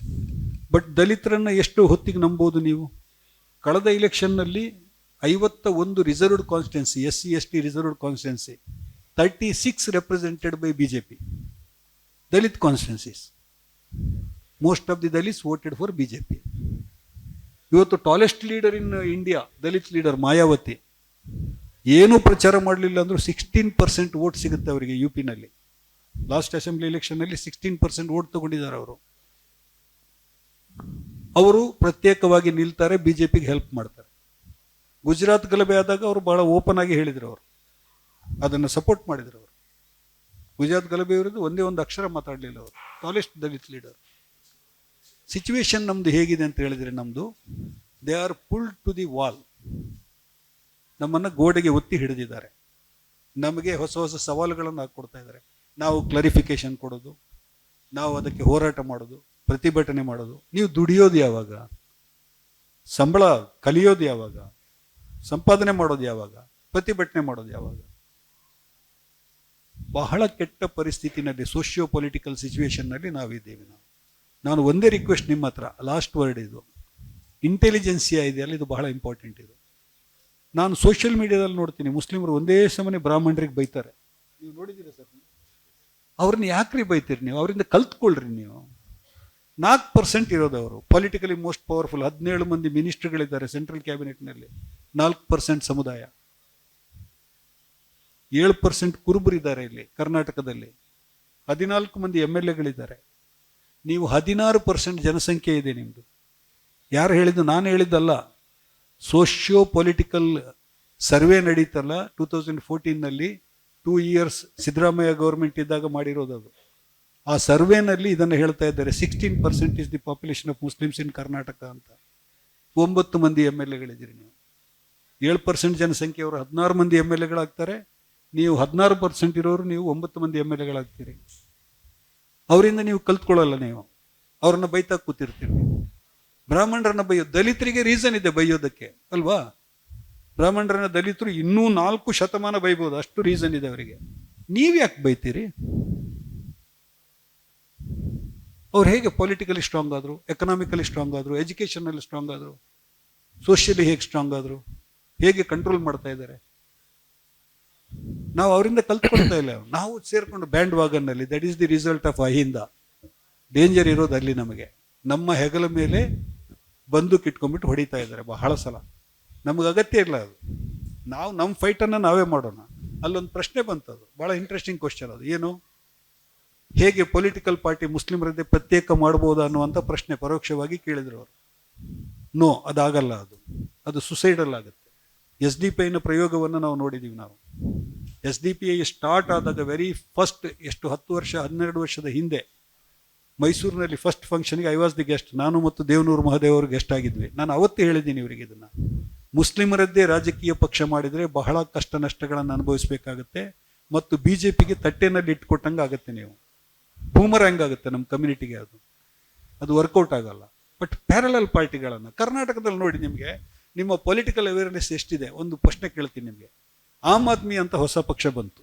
ನಾನು ಯಾವ ಪಕ್ಷದ ಪರವಾಗಿ ಪ್ರಚಾರ ಮಾಡ್ತಾ ಇಲ್ಲ, ನಾನು ಅಬ್ಸರ್ವರ್. ನಾನು ಆಮ್ ಆದ್ಮಿ ಪಕ್ಷ, ಡು ಯು ನೋ, ಅತ್ಯಂತ ಹೆಚ್ಚು ಟಿಕೆಟ್ ಮುಸ್ಲಿಮರಿಗೆ ಕೊಟ್ಟಿರೋದು ಆಮ್ ಆದ್ಮಿ ಪಕ್ಷ ಕರ್ನಾಟಕದಲ್ಲಿ ಈ ಸಲ ಎಲೆಕ್ಷನ್ನಲ್ಲಿ. ಗೊತ್ತಾ ನಿಮಗೆ ಎಷ್ಟು ಟಿಕೆಟ್ ಅಂತ? ಎಷ್ಟು ಸೀಟ್ ಅಂತ? 25 ಟಿಕೆಟ್ ಕೊಟ್ಟಿದ್ದಾರೆ ಅವರು. ಅವರೆಲ್ಲರೂ ಹೆಚ್ಚಿನವರು ಗ್ರ್ಯಾಜುಯೇಟ್ಸ್, ಡಬಲ್ ಗ್ರ್ಯಾಜುಯೇಟ್ಸ್. ಅವ್ರ ಮೇಲೆ ಒಂದೇ ಒಂದು ಕಳಂಕ ಇಲ್ಲ. ಹೊಸ ಹುಡುಗರು. ಅವ್ರೇನು ಹೇಳಿದ್ದಾರೆ? ನೀವು ಎಲೆಕ್ಷನ್ಗೆ ನಿಲ್ಲಿ, 100 ಓಟ್ ಆದರೆ 100 ಓಟ್ ಪ್ರಚಾರ ಮಾಡಿ ತಗೊಳ್ಳಿ, ನೆಕ್ಸ್ಟ್ ಇಲೆಕ್ಷನ್ಗೂ ನೀವೇ ಕ್ಯಾಂಡಿಡೇಟ್, ಕೆಲಸ ಮಾಡಿ. ಎಂತೆಂಥ ವಿಶಿಷ್ಟ ಪ್ರಯೋಗಗಳು ನಡೀತದೆ. ಕಮ್ಯುನಿಸ್ಟರು 25 ವರ್ಷದಿಂದ ನೋಡ್ತಾ ಇದ್ದೀನಿ, RSS ವಿರುದ್ಧ ಬೀದಿಗಿಳಿದು ಹೋರಾಟ ಮಾಡೋರು ಕಮ್ಯುನಿಸ್ಟರು. ನೀವು ಎಷ್ಟು ಮಂದಿ ಕಮ್ಯುನಿಸ್ಟನ್ನು ಗೆಲ್ಸಿದ್ದೀರಿ ಹೇಳಿ? ಎಲ್ಲಾದರೂ ಗೆಲ್ಸಿದ್ದೀರಾ? ಪೊಲಿಟಿಕಲಿ ನಿಮಗೂ ಅನುಕೂಲ ಮಾಡಿಕೊಡೋರು ಅವರು. ಒಂದು ಗೆಲ್ಲೋದು ಒಂದಿತ್ತು, ಬಾಗೇಪಲ್ಲಿನಲ್ಲಿ ಒಂದು ಚಾನ್ಸ್ ಇತ್ತು, ಮುಸ್ಲಿಮರು ಮನಸ್ಸು ಮಾಡಿದರೆ. ನಾನು ಅಲ್ಲಿ ಹೋಗಿದ್ದೆ. ಆ ಕ್ಯಾಂಡಿಡೇಟ್ ನನ್ನ ಮನೆಗೆ ಬಂದಿದ್ರು, ಕಮ್ಯುನಿಸ್ಟ್ ಇದ್ದು. ಅಲ್ಲಿ ಬಹಳ ಮಂದಿ ಕಾಂಟ್ಯಾಕ್ಟ್ ಮಾಡಿ ನಾನು ಹೇಳಿದೆ, ಒಬ್ಬ ಇರಲಿ ಅಲ್ಲಿ ಒಳಗಡೆ ಅಂತ ಹೇಳ್ಬಿಟ್ಟು. ಯಾರಾದರೂ ಒಬ್ಬ MLA ಒಬ್ಬ ಇರಲಿ ಕಮ್ಯುನಿಸ್ಟ್ ಪಾರ್ಟಿ ಅವನದು, ನಮಗೆ ಬೇಕಾಗ್ತಾರೆ ಅವರು. ನಮ್ಮದೇ ಸೈದ್ಧಾಂತಿಕವಾದಂಥ ವಿಚಾರಗಳನ್ನು ಅವ್ರು ಹೇಳ್ತಾ ಇದ್ದಾರೆ. ಅವರು ದೇ ಆರ್ ಪ್ರೋ ಮುಸ್ಲಿಂ, ಅಂದರೆ ಪ್ರೋ ಮುಸ್ಲಿಂ ಅಂತಲ್ಲ, they are pro poor and pro ಯಾರು ಶೋಷಣೆಗೊಳಪಟ್ಟಿದ್ದಾರೆ ಆ ಕಮ್ಯುನಿಟಿ ಪರವಾಗಿ ಮಾತಾಡ್ತಾರೆ ಅವರು ಯಾವಾಗಲೂ. ನಾವು ಯಾರನ್ನ ಗೆಲ್ಸಿದ್ವಿ? ನಾವು ತುಂಬ ಉದಾಹರಣೆಗಳನ್ನು ಕೊಡ್ಬೋದು. ಶ್ರೀರಾಮ್ ರೆಡ್ಡಿ ಇದ್ರು ಹಿಂದೆ, ಭಾಳ ಚೆನ್ನಾಗಿ ಅಸೆಂಬ್ಲಿನಲ್ಲಿ ಪ್ರೆಸೆಂಟ್ ಮಾಡ್ತಾ ಇದ್ದಾರೆ ನಮ್ಮ ಕೇಸ್ಗಳನ್ನು. ಅಂದರೆ ಪ್ಯಾರಲಲ್ ಪೊಲಿಟಿಕಲ್ ಪಾರ್ಟಿನ ನಾವು ಕ್ರಿಯೇಟ್ ಮಾಡಲಿಲ್ಲ ಅಂತ ಹೇಳಿ ಆದರೆ, ಬೇರೆ ನಮಗೆ ಗತಿ ಇಲ್ಲ ಅಂತ ಹೇಳಿ ಆದರೆ, ಅವರು ಹೀಗೆ ಬಿಹೇವ್ ಮಾಡ್ತಾರೆ ಕಾಂಗ್ರೆಸ್ನವರು ಅಲ್ವಾ? Don't you think like that? ಅವ್ರಿಗೆ ಗೊತ್ತವರಿಗೆ ಎಲ್ಲಿ ಹೋಗ್ತಾರೆ? ನೀವು ನಮ್ಗೆ ಓಟ್ ಹಾಕ್ಲಿಲ್ಲ ಅಂದರೆ BJP ಬರುತ್ತೆ, ಮುಗೀತಲ್ಲ ಅಲ್ಲಿ ಕತೆ. ಹೌದಪ್ಪ, ನಾವು ಓಟ್ ಹಾಕ್ಬೇಕು. What hour interest? ನೋಡಿ, 6 ಮಂದಿ MLCಗಳನ್ನು ಆಯ್ಕೆ ಮಾಡಿದ್ರಿ, ನಾಮಿನೇಟ್ ಮಾಡಿದ್ರಿ, ಒಬ್ಬರು ಮುಸ್ಲಿಮರಿಲ್ಲ. ಕೇಳೋರು ಯಾರು? ನಮ್ಮ ಮುಸ್ಲಿಂ ಲೀಡರ್ಗಳು ಹೋದರು CM ಹತ್ರ, ಹೋಗಿ ಸುಮ್ಮನೆ ಗೊಣಗಿದ್ರು ಸಣ್ಣದಾಗಿ, ನಮಗೊಂದು ಕೊಡಬೇಕಾಗಿತ್ತು. ಹೌದಪ್ಪ, ಯಾರಿಗೆ ಕೊಡಬೇಕು? ಅದು ನಮ್ಮದು ರಹಮಾನ್ ಖಾನ್ ಅಂತ 40 ವರ್ಷಗಳಿಂದ ಅವರೇ ನಮ್ಮ ಲೀಡರು, ಅವ್ರ ಮಗನಿಗೆ ಕೊಡಿ. ಕಾಂಗ್ರೆಸ್ನಲ್ಲಿ ಉತ್ತರ ಕರ್ನಾಟಕದಲ್ಲಿ ಲಕ್ಷಾಂತರ ಜನ ಕಾರ್ಯಕರ್ತರು, ನಾಯಕರು, ಲೋಕಲ್ ಇದ್ದಾರೆ. ಒಬ್ಬಂದಾದ್ರೂ ಹೆಸರು ಬಂತ ಮುಸ್ಲಿಮರದ್ದು MLC ಟಿಕೆಟ್ ಕೊಡಿ ಅಂತ? ಅಂದರೆ ನಮ್ಮ leadership vested and most corrupt ಲೀಡರ್ಶಿಪ್ಪನ್ನು ನಾವು ಹೊಂದಿದ್ದೀವಿ. ನಾವು ಇವ್ರು ಹೇಳಿದ್ರಲ್ಲ ಇನ್ವೆಸ್ಟ್ಮೆಂಟ್ ಮಾಡೋದ್ರ ಬಗ್ಗೆ, ನೀವು ಅಂಥ ಇನ್ವೆಸ್ಟ್ಮೆಂಟ್ ಮಾಡಿದ್ರೆ ಅಂಥದ್ದೇ ರಿಸಲ್ಟ್ ಸಿಗುತ್ತೆ ಅಲ್ವಾ? ಹೇಗೆ ಹೊಸ investment- ನಾಯಕತ್ವ ಬೆಳಿಬೇಕು, ಹೊಸ ಹೇಗೆ ನಾಯಕತ್ವ ಮಾಡ್ಬೇಕು ಸರ್? ಹೊಸ ನಾಯಕತ್ವ ಬೆಳೆಸ್ಬೇಕು. ನೀವು ಕಂಟೆಸ್ಟ್ ಪಂಚಾಯತ್ ಎಲೆಕ್ಷನ್ ಯಾಕೆ ಆಗಲ್ಲ? ಫಂಡ್ ಡಿಸ್ಟ್ರಿಬ್ಯೂಷನ್ ಸರ್ ಅದು. ನಾನು ಹೇಳಿಲ್ವ, ಜಿಲ್ಲಾ ಪಂಚಾಯತ್ನಲ್ಲಿ 300 ಕೋಟಿ ಪ್ರಾಜೆಕ್ಟ್ ಆಗಬೇಕಾದ್ರೆ 14 ಜಿಲ್ಲೆನಲ್ಲಿ ಒಬ್ಬನೇ ಒಬ್ಬ ಮುಸ್ಲಿಂ ಅಲ್ಲಿ ಇದು ಇಲ್ಲಿಗಾಗ್ಲಿ ಅಂತ ಹೇಳೋರು ಇಲ್ಲ ಯಾರು. ನಾವು ಪೊಲಿಟಿಕಲ್ ಪಾರ್ಟಿಸಿಪೇಷನ್ ಅದು ಇಟ್ಸ್ ನಾಟ್ ಎ ಗುಣ, ಅದು ಅಪರಾಧ ಅಲ್ಲ, ಅದು ನಮ್ಮ ರೈಟ್. ಅದು इसमें सेम BM हनीफ साहब के क्वेश्चन में मेहदी कलीम साहब जैसे यंग लीडरशिप का के अंदर इन्वेस्टमेंट का बात है या फिर यंग लीडरशिप को ट्रेन कर ऊपर लाने का बात है, इसमें जो है जैसे ग्राम पंचायत लेवल पर बोल रहे हैं और दीगर दूसरे छोटे छोटे जो इलेक्शंस हो सकते हैं या जो भी पोस्ट हो सकता है, उसमें जो है ये यंग यूथ्स को ट्रेन करने का या फिर इनके अंदर एक पॉलिटिकल शऊर उनके अंदर लाने का, या फिर उनको बहुत सारी चीज़ों का ज़रूरत हो सकता है. कुछ लोगों को पैसा का भी ज़रूरत हो सकता है, कुछ लोगों को डायरेक्शन का ज़रूरत हो सकता है. तो ये लोकल लेवल में ये यूथ्स कैसा एंगेज होना, या फिर इसमें सिर्फ हमको कम्युनिटी से कैसा हेल्प लेना, ये हमारे सामने एक रास्ता नहीं है. तो ये रास्ता हम कैसा बनाना, एटलीस्ट बिगिनिंग स्टेज में, इनिशियल स्टेज में जो है हम किधर से शुरू करना, आप इसमें कुछ बताए तो बेहतर. आपका कुछ सवाल था क्या? जी बताइए। जी पूछो. पूछिए. हम लोगों को एज पर टॉपिक एक सवाल जहन में आ रहा है. As per the topic youth issues को हमको टेकअप करना है या हम ऑलरेडी टेकअप कर रहे हैं. तो इन यूथ इश्यूज़ को सॉल्व करने के लिए हमें कहीं ना कहीं किसी ना किसी स्टेज पे पॉलिटिकल इंटरफियरेंस या इन्फ्लुएंस की ज़रूरत पड़ती है. तो मेरा एक सवाल है कि can we be actively an activist without being politically active? No, you can not. No. मेरा एक सवाल आप दोनों से, हनीफ साहब ने कहा कि मुस्लिम्स को कॉलोनलाइज किया जा रहा है बोल के. हम हिंदुस्तान के कोई भी शहर में जाएं तो 3rd क्लास जो एरिया रहता है मुस्लिम का रहता है. जो रिसेंटली मैं एक वेस्ट बंगाल कलकत्ता गया था, तो एक रास्ते से जा रहा था, विंडो डाउन किया तो एक गंदी बदबू आई. वो ड्राइवर से पूछा कि ये कौन सा एरिया है, इतना गंदी बदबू आ रही है बोल के. तो उसने पास आके कहा कि यहाँ पर मुसलमान रहते हैं, जहाँ मुसलमान रहते हैं वहाँ ऐसी ही बदबू आती है. और ये चीज़ हम हमारे शहरों में देख सकते हैं. तो इसका ये सोल्यूशन क्या है? हम कई तरह के कैंपेन भी किए कि जगह जगह जाके क्लीनलीनेस करना है, ये करना बोल के मुस्लिम एरिया में. इसका सोल्यूशन क्या है? वो क्या थोड़ा जी रहनुमाई कर. जरा अलग अलग सवालात हैं. पहले ठीक जो है. क्वेश्चंस आ गए हैं जो क्वेश्चंस आए उसके साथ भी हम जोड़ेंगे. जी. ठीक है. 2 चीजें हैं. ये बहुत इंपॉर्टेंट है कि हम लोग हर चीज का एक प्रोसेस समझे. ठीक है. If we want to take political leadership, it will not happen overnight. Am I right? You agree with me? Any domain या कोई प्रोजेक्ट आप लीजिए, उसमें आपको इन्वेस्टमेंट करना पड़ेगा. I am not talking about financial investment. I am talking about your human resource investment. जो भी आप पॉलिटिशियन देखते हैं, 2 minutes let's analyze a politician's life. The politician who had come to you, Mr. Rizwan, आप उनकी भी life देख लीजिए कि अगर वो यहां पर आज पहुंचे हैं तो उनका कितने सालों की मेहनत लगी है. Am I right? एक होता है कि हम एस्पायर करें कि भाई मैं अच्छा हूं, मैं नेक हूं, मेरा दिल साफ है और इसलिए आप मुझे पैसे दीजिए, मैं एक पॉलिटिकल लीडर बनना चाहता हूं. ऐसा नहीं होता. This is completely reverse mechanism. Fundamental thing of political recognition, यानी कि आपको अगर पॉलिटिकल रिकग्निशन मिलना चाहिए तो आपका एक सब बहुत इन्वेस्टमेंट होता है आपकी तरफ से. वो होता है कि आप लोगों के बीच में कितना रहे। आपने बताया कि many of our areas stinking areas is a Muslim area, correct? Correct. How many of us have gone to change this in our lives? How many of us, हमारे पास 1988-89 में एक कैंपेन हुई थी एसएओ में, हम जाके झाड़ू मार रहे थे, ओके, हुबली एक शहर में, और मैं भी उस वक्त मेंबर था। तो जब हम झाड़ू मार रहे थे, कुछ खवातीन आए, भैया यहां भी जरा देख लो बोलते। Okay, we were, and that happened with me itself, okay. तो वी वर जस्ट क्लीनिंग, और बोले भैया यहां भी जरा देख लो भैया। तो I put the broom down. I was 21, 22 years old then, okay? I put the broom down and I sat down with that lady. I said, we have not come here to clean this physically. Our objective is, mission is to clean your minds, right? तो उनके साथ हम बैठे, समझाए। बोलने का मकसद ये है कि पॉलिटिकल अवेयरनेस या पॉलिटिकल स्पेस जो हम बात कर रहे हैं आज, वो स्पेस डेवलप करने के लिए हमारे पास कुछ स्ट्रैटेजी होनी चाहिए। जब तक हम वो स्ट्रैटेजी, हम वो स्पेस नहीं डेवलप करेंगे, हम इंपैक्ट नहीं कर पाएंगे। मैं आपको एक छोटा सा वाकया बताता हूं हमारी तैयारी के बारे में, कि किस हद तक हम तैयार हैं। हम एक बहुत डीप एक्सरसाइज किया इस इलेक्शन में, बहुत deep. We worked with candidates, we dirtied our hands. बोलते हैं ना इंग्लिश में कि unless you don't dirty your hand, you will not know how difficult that work is, right? आपको मैं एक शॉकिंग न्यूज बोलूंगा। मैं I am very well connected in Bangalore. We run a study circle in Koramangala which is for IT people, 100 IT people come there, okay? I was looking for 2 people in social media who could do some कुछ images बनाए, कुछ videos बनाए। Believe me, I was not able to get 2 people. मैं बैंगलोर की बात कर रहा हूं। ये प्रैक्टिकल चीज है। मैं आपको, I am getting you down to practical challenges in this thing.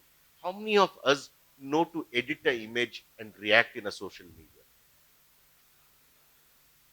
So leadership जो है, पॉलिटिकल लीडरशिप के अंदर एस्पिरेशन से नहीं मिलती है चीज,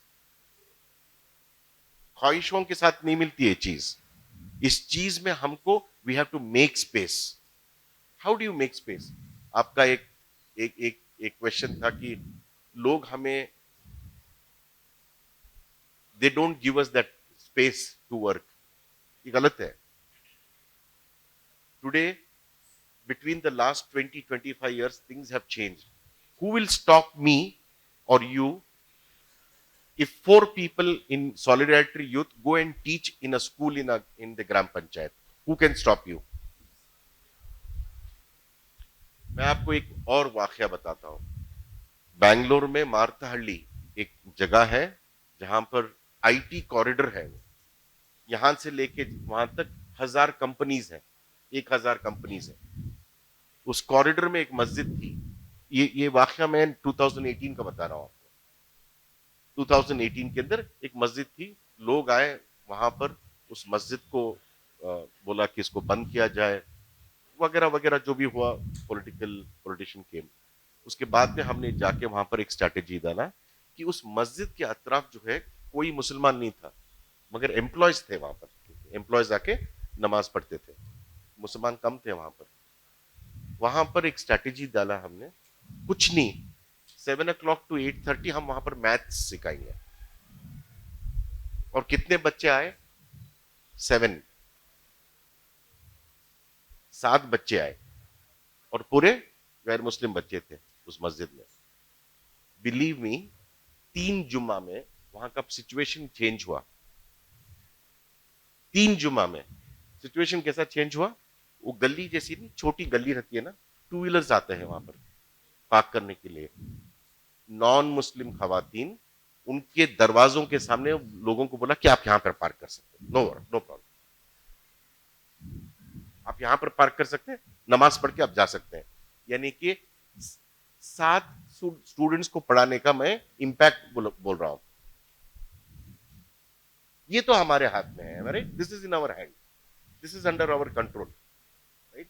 सी, one has to analyse social impact is the first step of political aspiration. First step कि हमारे बस में जो है, and these are, I'll tell you, आपको दिखता होगा कि ये छोटा काम है, ये छोटा काम नहीं है. This is where you will go up. हम I think so we'll have to break 1:35. ठीक है, तो नमाज लास्ट के लिए क्लोजिंग वक्त होगा. रिमार्क कर दीजिए, जस्ट एक दो तीन बातें, एक एक्शनेबल आइटम्स, दो तीन क्लोजिंग रिमार्क. तो असल में एक्शनेबल आइटम्स मेरे लिए, it's great to see you all here, you have good talent, fantastic thing. Most important thing will be, बैठे रहें आप लोग, बैठे रहें. मोस्ट इंपॉर्टेंट थिंग एक चीज याद रख लीजिए, हनीफ साहब से भी गुजारिश करूंगा लास्ट दो तीन. Execution execution execution. यही तीन चीज है हमारे जी. पास. मटेरियल, मवाद, सब कुछ है. The only thing which we lack today is execution, execution, execution. Thank you. जी हनीफ साहब लास्ट में बातें, क्योंकि जी I do completely agree with him. आप जर्नलिस्ट हैं, काफी ज्यादा बोलते हैं, टाइम उतना नहीं है, मगर दो तीन बातें. नहीं, the problem is, I told you very. Actionable items यहाँ से एक, या फिर कंक्लूजन ये पूरे चीजों. बेंगलुरु वाले कितने आदमी है इधर? Try to influence corporation election next Mangalore shortly it's coming. Try to influence the because ನಾವು ಹೇಳಿದ್ವಲ್ಲ, ಈಗ ಏನು ನ್ಯಾರೋ ಗಲ್ಲಿಗಳಿದೆ, ಗೆಟ್ಟೋಸ್ ಇದೆ, ಕಾರ್ಪೊರೇಷನ್ ಅಲ್ಲಿ ಫಂಡ್ ಇದೆ. ನಿಮ್ಮ ಏರಿಯಾಗಳಿಗೆ ನೀವು ಅಬ್ಸರ್ವ್ ಮಾಡಿ, ನೀವು ಯಾರು ಮುಸ್ಲಿಂ ಕಾರ್ಪೊರೇಟರ್ಸ್ಗಳು ಯಾರು ಬಂದಿದ್ದಾರೆ ಅವರ ಏರಿಯಾಗಳು ಚೆನ್ನಾಗಿದೆ. ನಾನು ಅಬ್ಸರ್ವ್ ಮಾಡಿದ್ದೀನಿ, ಇದನ್ನ ಬಹಳ ಕಡೆ ಅಬ್ಸರ್ವ್ ಮಾಡಿದ್ದೀನಿ ನಾನು. ಅಂದ್ರೆ ಈ ಫಂಡ್ ಡಿಸ್ಟ್ರಿಬ್ಯೂಷನ್ ಇದೆಯಲ್ಲ, ಅದು ಬಹಳ ಇಂಪಾರ್ಟೆಂಟ್. ಅದು ಸರ್ಕಾರದ ಫಂಡ್ ಡಿಸ್ಟ್ರಿಬ್ಯೂಷನ್. ಕೋಆಪರೇಟಿವ್ ಡಿಪಾರ್ಟ್ಮೆಂಟ್ ಇದು ಬೆಳಿಗ್ಗೆ ಹೇಳಿದ್ರು ನಮ್ಮ ಇವರು, ರಿಜ್ವಾನ್. ಬಹಳ ಒಳ್ಳೆಯ ಪಾಯಿಂಟ್ ಅದು. ಡು ಯು ನೋ, ಕರ್ನಾಟಕದಲ್ಲಿ ಅರ್ಬನ್ ಕೋಆಪರೇಟಿವ್ ಸೊಸೈಟಿಗಳಲ್ಲಿ 1,50,000 ಕೋಟಿ ರೂಪಾಯಿ ಫಂಡ್ ಇದೆ, ಕ್ಯಾಪಿಟಲ್ ಇದೆ, ಇನ್ವೆಸ್ಟ್ ಆಗಿರೋದು. ಉತ್ತರ ಕರ್ನಾಟಕದಲ್ಲಿ ಲಿಂಗಾಯತರ ಕಂಟ್ರೋಲ್ನಲ್ಲಿದೆ, ಕರಾವಳಿನಲ್ಲಿ ಬ್ರಾಹ್ಮಣರ ಕಂಟ್ರೋಲ್ನಲ್ಲಿದೆ, ದಕ್ಷಿಣ ಕರ್ನಾಟಕದಲ್ಲಿ ಒಕ್ಕಲಿಗರು ಮತ್ತು ಬೇರೆ ಅದರ್ ಕಮ್ಯುನಿಟಿಯ ಕಂಟ್ರೋಲ್ನಲ್ಲಿದೆ ಈ ಫಂಡ್. ಇದು ಒಂದು ನಮ್ಮ ಬಜೆಟ್ನ ಆಲ್ಮೋಸ್ಟ್ 40%, ಸ್ಟೇಟ್ ಬಜೆಟ್ನ ಆಲ್ಮೋಸ್ಟ್ 40%. ಅಲ್ಲಿ ಷೇರುದಾರರು ಅವರೇ ಇದ್ದಾರೆ, ಸಾಲಗಾರರು ಅವರೇ ಇದ್ದಾರೆ, ಡೈರೆಕ್ಟರ್ಸು ಅವರೇ ಇದ್ದಾರೆ. ನಾವು ಎಲ್ಲಿದ್ದೀವಿ? ನಾವು ಅಷ್ಟು ದೊಡ್ಡ ಫಂಡು ಅರ್ಬನ್ ಕೋಆಪರೇಟಿವ್ ಸೊಸೈಟಿಗಳಲ್ಲಿ, ಅರ್ಬನ್ ಕೋಆಪರೇಟಿವ್ ಬ್ಯಾಂಕ್ಗಳಲ್ಲಿ ನಾವು ಅದರ ಷೇರುದಾರರೇ ಅಲ್ಲ. ನಾವು ಅದು ಸರ್ಕಾರದ ಫಂಡ್, ಅದು ನಾವು ಟ್ಯಾಕ್ಸ್ ಪೇಯರ್ಸ್. ಪ್ರತಿಯೊಂದು ವಸ್ತುವಿಗೂ ಬೇರೆಯವರು ಎಷ್ಟು ಟ್ಯಾಕ್ಸ್ ಕೊಡ್ತಾರೆ ಅಷ್ಟೇ ಟ್ಯಾಕ್ಸ್ ನಾವು ಕೊಡ್ತೀವಿ. ಪೆಟ್ರೋಲ್ಗೆ ನಮಗೆ ಕಡಿಮೆ ಕೊಡ್ತೀವಿ ನಾವು ಟ್ಯಾಕ್ಸ್, ಅಷ್ಟೇ ಕೊಡ್ತೀವಿ ನಾವು जी ಎಲ್ಲ. ಸೊ ಇದನ್ನ ಪಾರ್ಟಿಸಿಪೇಷನ್ ಇದೆಯಲ್ಲ, ಇದು political participation is very very important. जी हम ये ಏರಿಯಾಗಳಲ್ಲಿ ನೀವು ಇವರು ಹೇಳಿದ ಹಾಗೆ ಸೋಷಿಯಲ್ ಲೀಡರ್ಸ್ ಆಗ್ತಾ ಇದ್ದ ಹಾಗೆ ನೀವು ಪೊಲಿಟಿಕಲ್ ಐಡಿಯಾಲಜಿಸ್ ಹುಡ್ಕೊಂಡು ಹೋಗಿ. जी काफी